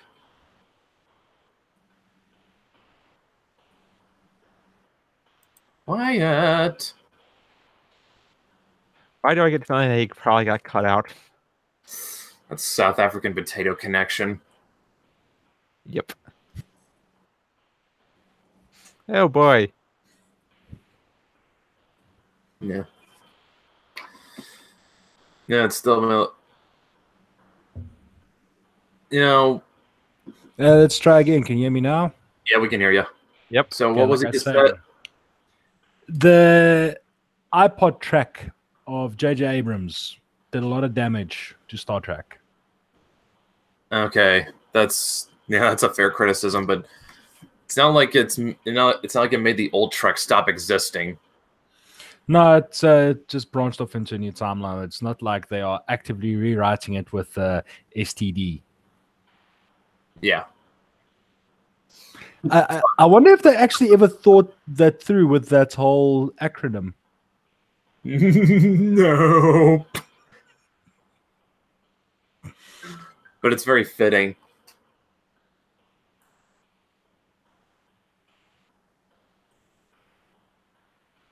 It is a very fitting acronym, though.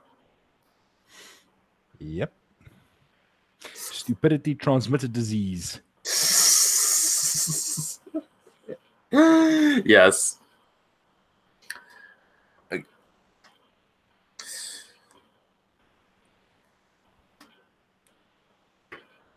Okay,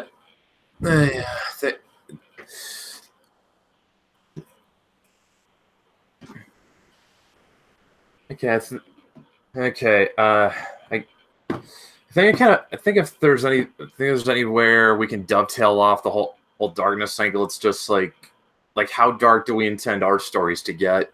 Because I can definitely say Changeling is meant to be a more lighthearted affair here, but it can have its depressing moments because it should. They're pretty thick, but I do break it up at the end of it all. Yeah.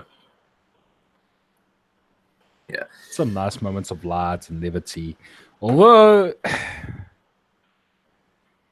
yeah, shit does gets pretty heavy at points. Well, yeah, I mean, you're pretty much what was it? You're pretty much Jigsaw with your characters.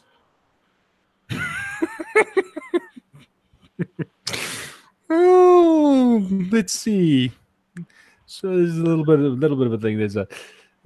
There's a prison, and there might be some nasty stuff going on there.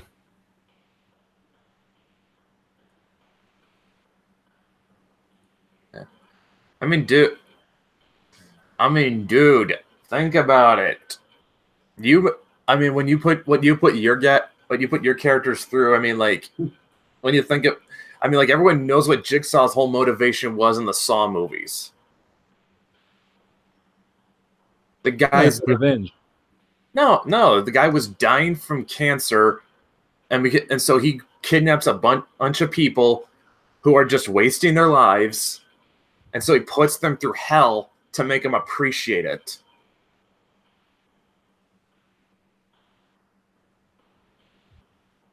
I mean, that was. I mean, at least that's what characters get put through hell due to the varying circumstances of wherever the hell they find them. Well, although I think that was at least true for the first movie. Salem says he's a Saw fanatic, so yeah.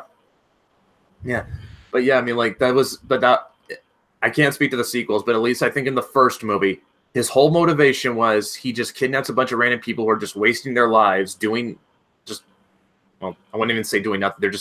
They're not living their lives to their fullest. So he just kidnaps them and puts them through torture. And if anyone manages to make it out, they're going to appreciate their lives that much more. Talk about Saw. Yeah. Okay. And that's why I said Tank is basically Jigsaw with his characters. He puts them through hell, but by the end of it, they probably come out appreciating their lives that much more. That's not about right, Tank. You could say that. Salem says Jigsaw's motivation is consistent throughout. It's his followers that become hypocritical. I can believe that. Yeah. Like I said, for my characters, it depends on where they find them. It depends on the circumstances, because part 3 deals with a character's connection to a past, and that past is now caught up with her. Yeah. Now, the interesting thing there is, considering that they're immortal, for something from a past to catch up with her, something must have happened, something very nasty. Damn. I'm still kind of amazed you didn't really take any inspiration from Highlander. Kind of done to death. Yeah, but it's like but Highlander kind of really had a really good look at what it really meant to be immortal, to live forever. It's just like, because like a lot of, well, if you're talking about the movie and the TV series to an extent, it definitely looks at the fact that everyone looks at the fact that everyone is going to die, and you're just going to keep on living. It's pretty much the same for my story, my characters, which is why it is a group of immortals that eventually find family with each other. Yeah. Here's a group of people that you are going to get along with, but the way the society is structured in the story, could be a very fleeting moment, because at any one point in time, shit could just go horribly wrong, and they could decide, well, fuck this, all immortals must die. But that's the problem. That's because I don't want to go too much into how the mechanics and everything work, but there is always a constant stream of immortals being reborn to keep the number at a nice even 1,000. And it's almost kind of like something's controlling it. And let's just at least say that this is off the table. It's not reincarnation, right? No. Yeah. Once a character is dead, they're dead. So it's like none of these people have past lives or anything. No. The only past life they have is the one they leave behind after their quote-unquote rebirth, after they become immortal. But once they're dead, they're dead. Mm-hmm. And it's not the whole thing of they are unstoppable immortal. They're tough. They can take I'll take a lot more bigger beating than normal people, but they can still die. I mean, just a normal guy with a lucky shot with a high-powered sniper rifle can put them down.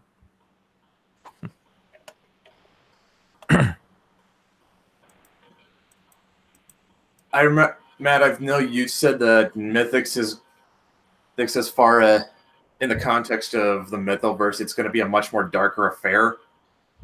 Yeah. Would you say like you're more or less being Jigsaw with Althea? Depends. it's it's gonna be a wild ride for her, but I don't think I'm going to have her go through as much as some of her writers would. She's gonna have a traumatic past. She's gonna have something happen to her in her life that just screws her over. But she still has a moral center with Gallatin.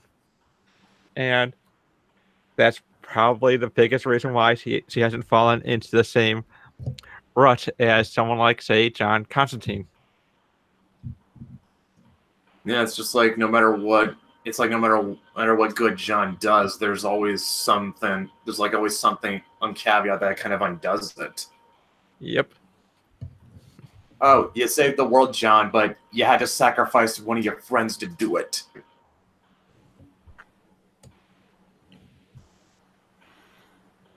Or yeah, I'm surprised he's not that screaming lunatic right about now. he was. Remember, after Newcastle, he was in an asylum. Well, yeah, but again, and for good. Oh yeah, true. Although there was like one during Garth Ennis's run, there was one time where John was basically a bum.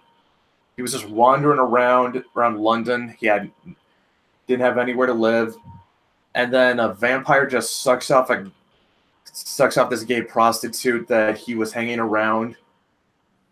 And the vampire asks John, "Was that one of your friends I just killed?" And John just dryly replies, "Must be. He's dead now."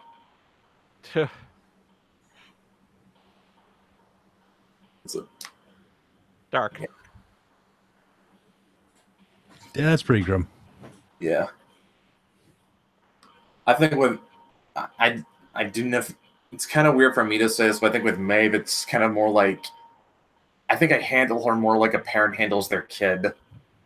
Like I kind of more or less let her do her thing, but that also kind of means I have to sort of let her fail. Because it's about the only way she can learn. Yeah.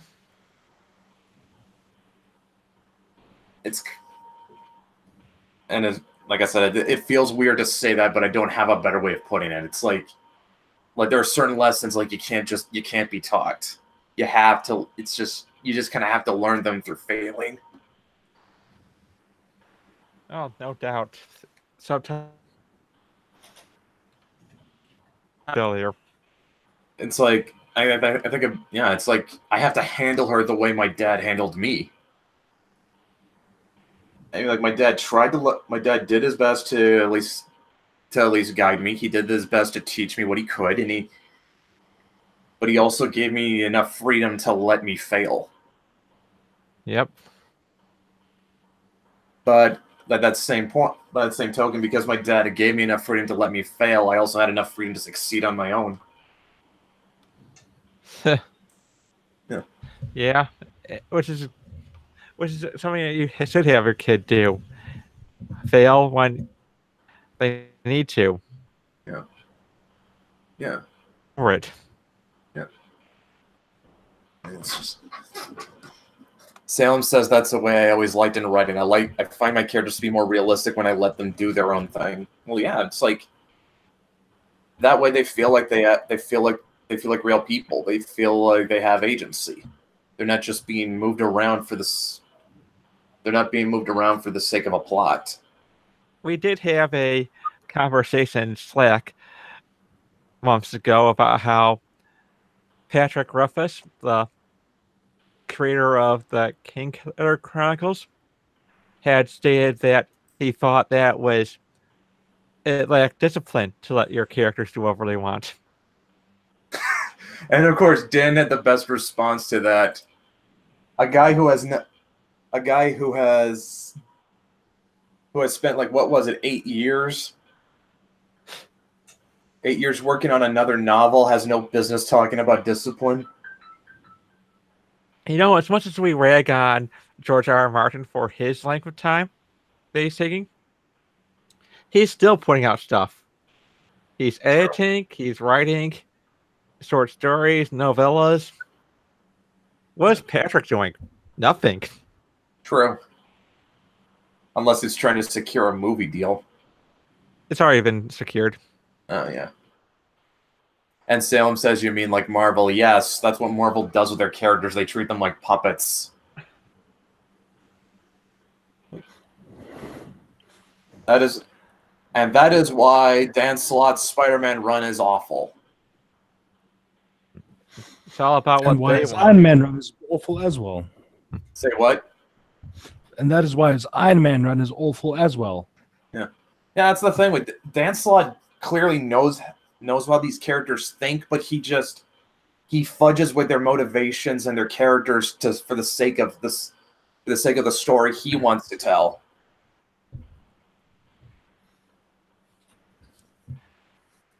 You know, it's really funny. The first time I ever saw Mark Waid just go the full Mark Waid was when JMS had compared his sales on The Amazing Spider-Man with Dan Slott's, where it showed Slott's were dropping, while his were going up. Or at least we're consistent. Yeah. And so that got him in hot water with the Spider-Man editor at the time because he was upset about bringing up the fact that they were failing with it. Mm-hmm. And they managed to patch out a piece in all of that where it ends with Dan Slott doing this whole yay hugs thing. Ugh. You can hear me rolling my eyes, can you? Yeah, I can. Yeah. And then all of a sudden, days later, without any provocation, you have Mark Waid going in, dick move, blah blah blah, and all that kind of stuff, throwing out insult after insult after insult after its whole thing was worked out. As Mark Waid does, putting his foot in it. But the strong protect the weak. Yeah, well, really? In this case, there's no one weaker than Dan Slott. Well, in this case, it took the strong weeks, a couple of days to come up with the response they wanted.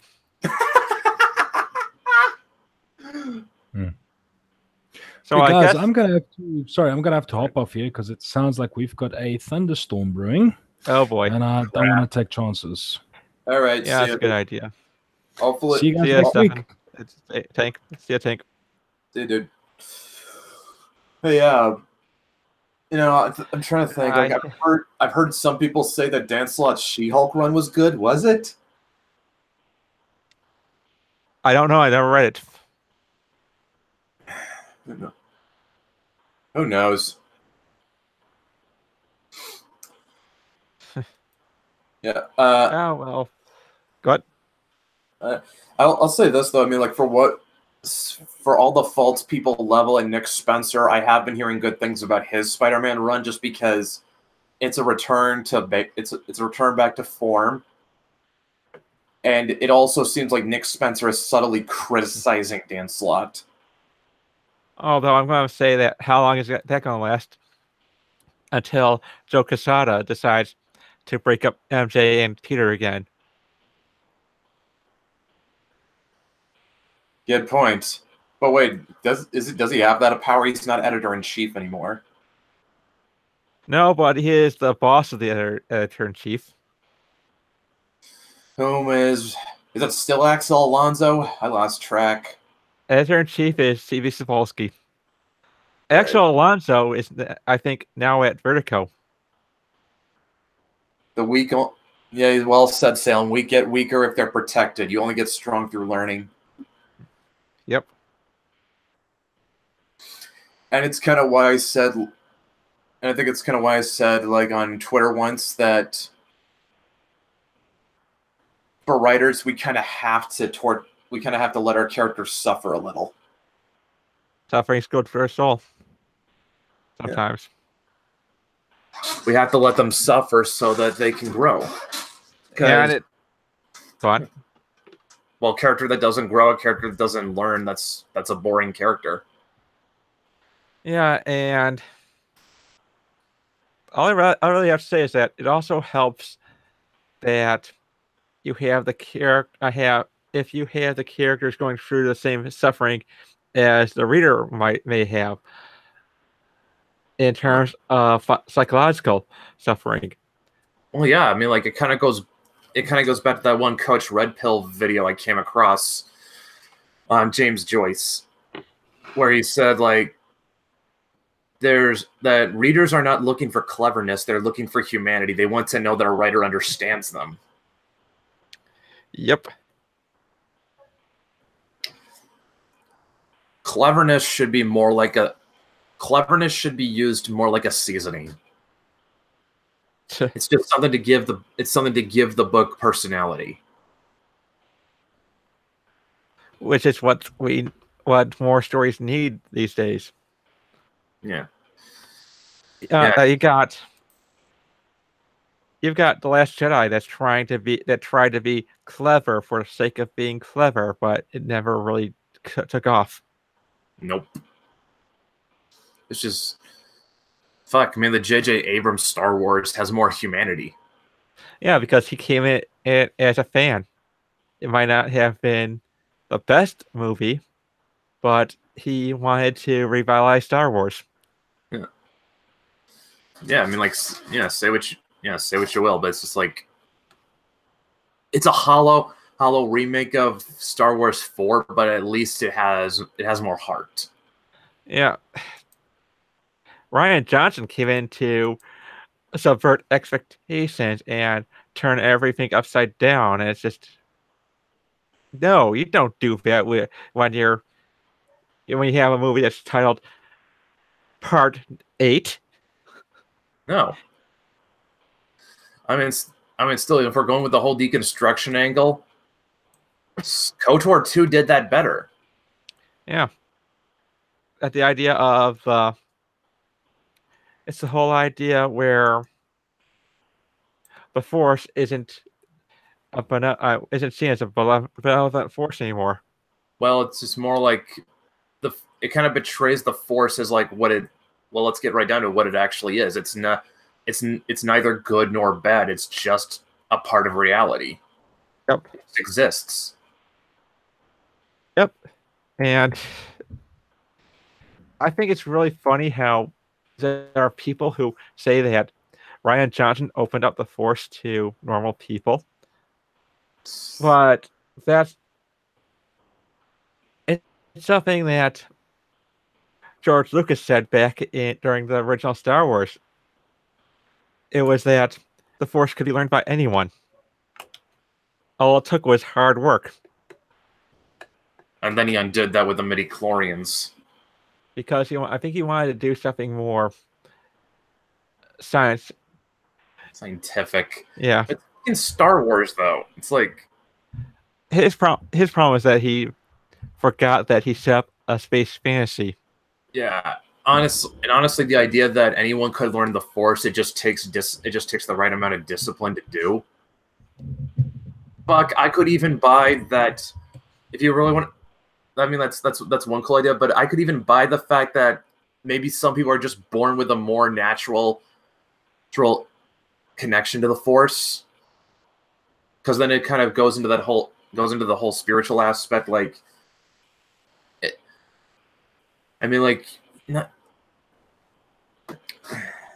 you know what I'm getting at. I mean, when you get right down to it, the Force is just space magic.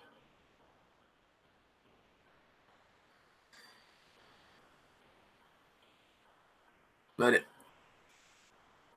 there was a right way to do it. You there? Yeah, I am still here. Okay, cut out for a little. I thought you cut out. I think we cut out for each other. Weird. Yep. Okay, but yeah. I mean, like, I could have bought the idea that I like the two ways that would have worked is like, yeah, either have people that are just born with a more natural connection to the Force and thus can, but they also kind of have to learn that just as they use it and manipulate it, so too are they sort of slaves to its whim. Yeah. Or you go with the original route where it's something anybody could do, you just need the right amount of training and discipline, and most people don't have it. You know, the interesting thing is that I think when George Lucas said that, he was influenced by the book Dune.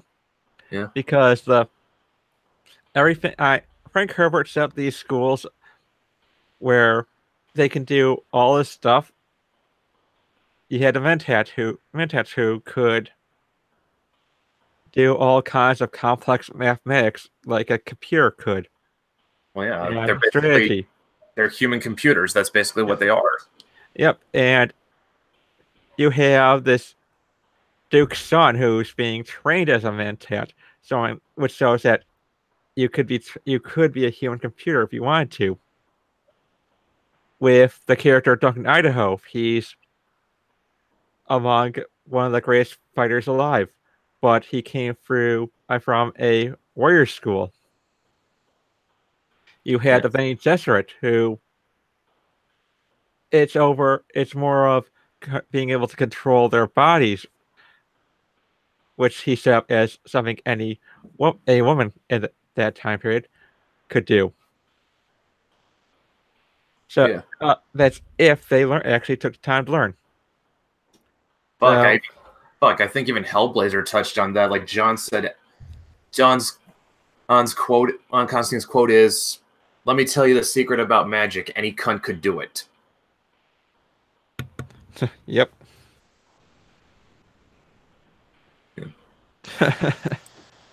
Which Alan Moore claimed that's what Constantine had told him. It's also funny that every writer has kind of had this encounter has had a John Constantine encounter except Garth Ennis. Well, maybe he just doesn't like Ennis. I don't know. I mean, like, I can't speak to all the other writers, but I think it might have something to do with Garth Ennis's atheism. Probably. I don't know. I mean, like, I know for a fact that Neil Gaiman, I mean, like, he's probably more of an agnostic, but he doesn't, like, discount the supernatural, I think. Or at least he's fascinated by it. Yeah. You got Grant Morrison, who believes in chaos magic. Alan Moore worships a snake god. I don't know what to say about what was it, Jamie Delano? No, Archie Good. Fuck, it was that guy before Garth Ennis. I don't remember his name. Jamie Delano. Really? I thought Jamie Delano was the artist. He was the writer, I believe. I'll look it up. Pretty sure it was an artist that he worked. I'm pretty sure it was an artist on it. I don't know what Warren Ellis's take on the supernatural is. Although although from what I've seen, it looks like he's more interested in sort of deconstructing it than sort of doing anything with it. Yeah, pretty much. But to be fair, at least Warren Ellis knows how to do it right. Yeah, but not everyone can do it. I guess someone should tell that to Rian Johnson, but he's not going to listen. He's going to call you a Russian bot. Yeah, the thing with Garth Ennis, though, is like, I can remember, it's just from this one interview I found him where he was talking about The Boys, and he said, like, he was talking about, like, how he doesn't hate superheroes, but he just finds them kind of silly. Mm-hmm. But he also finds the silly aspects more fascinating. I see. So it just, and then of course, like, I think like a lot of his Hellblazer stories, like he's got a lot of Hellblazer stories that do not feature supernatural elements that heavily. Yeah. Well, okay. So Jamie Delano was the writer of the first story arcs of first few story arcs of Hellblazer. Uh-huh. He was the one that got up and running. Uh-huh. Okay, so yeah. Yep. And I think he ran it from volume 1 to I think up to Garth Ennis's run.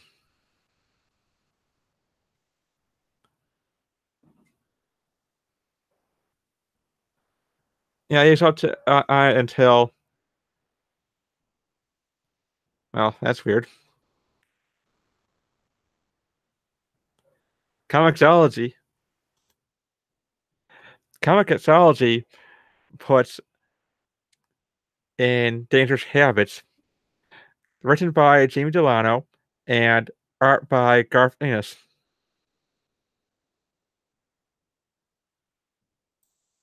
Well, that's weird.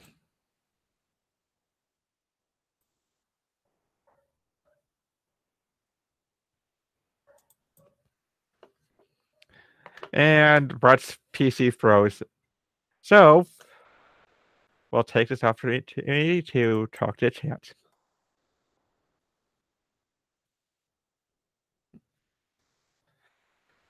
Yeah, Mike, people change hands all the time. It's just getting used to it.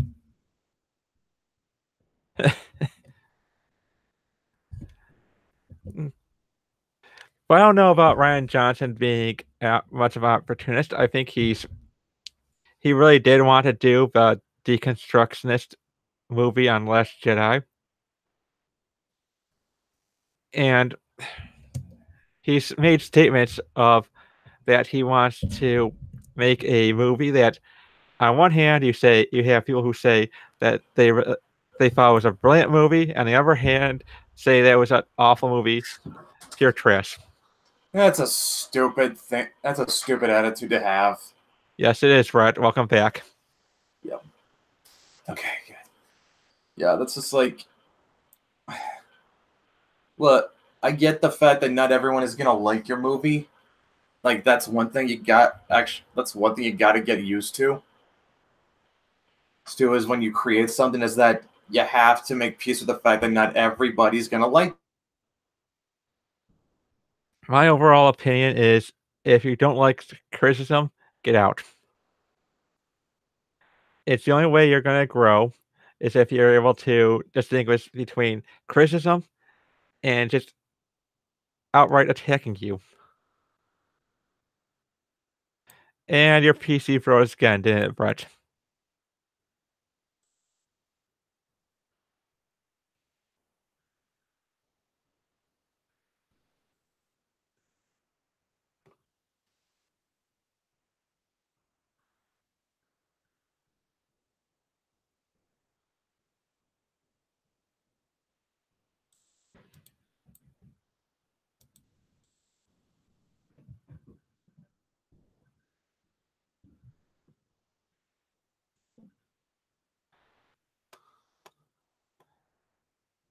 The one thing I wish that we could have for Google Hangouts is a "we'll be right back" kind of thing going on. But we don't, unfortunately.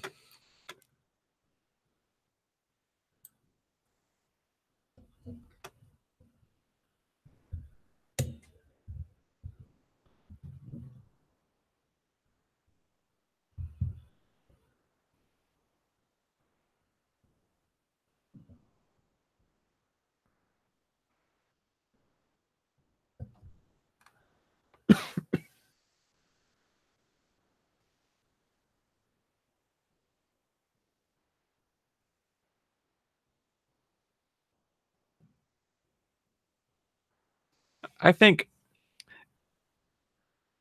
to discuss a lot of the things I've noticed with lasting stories is that people talk about the characters.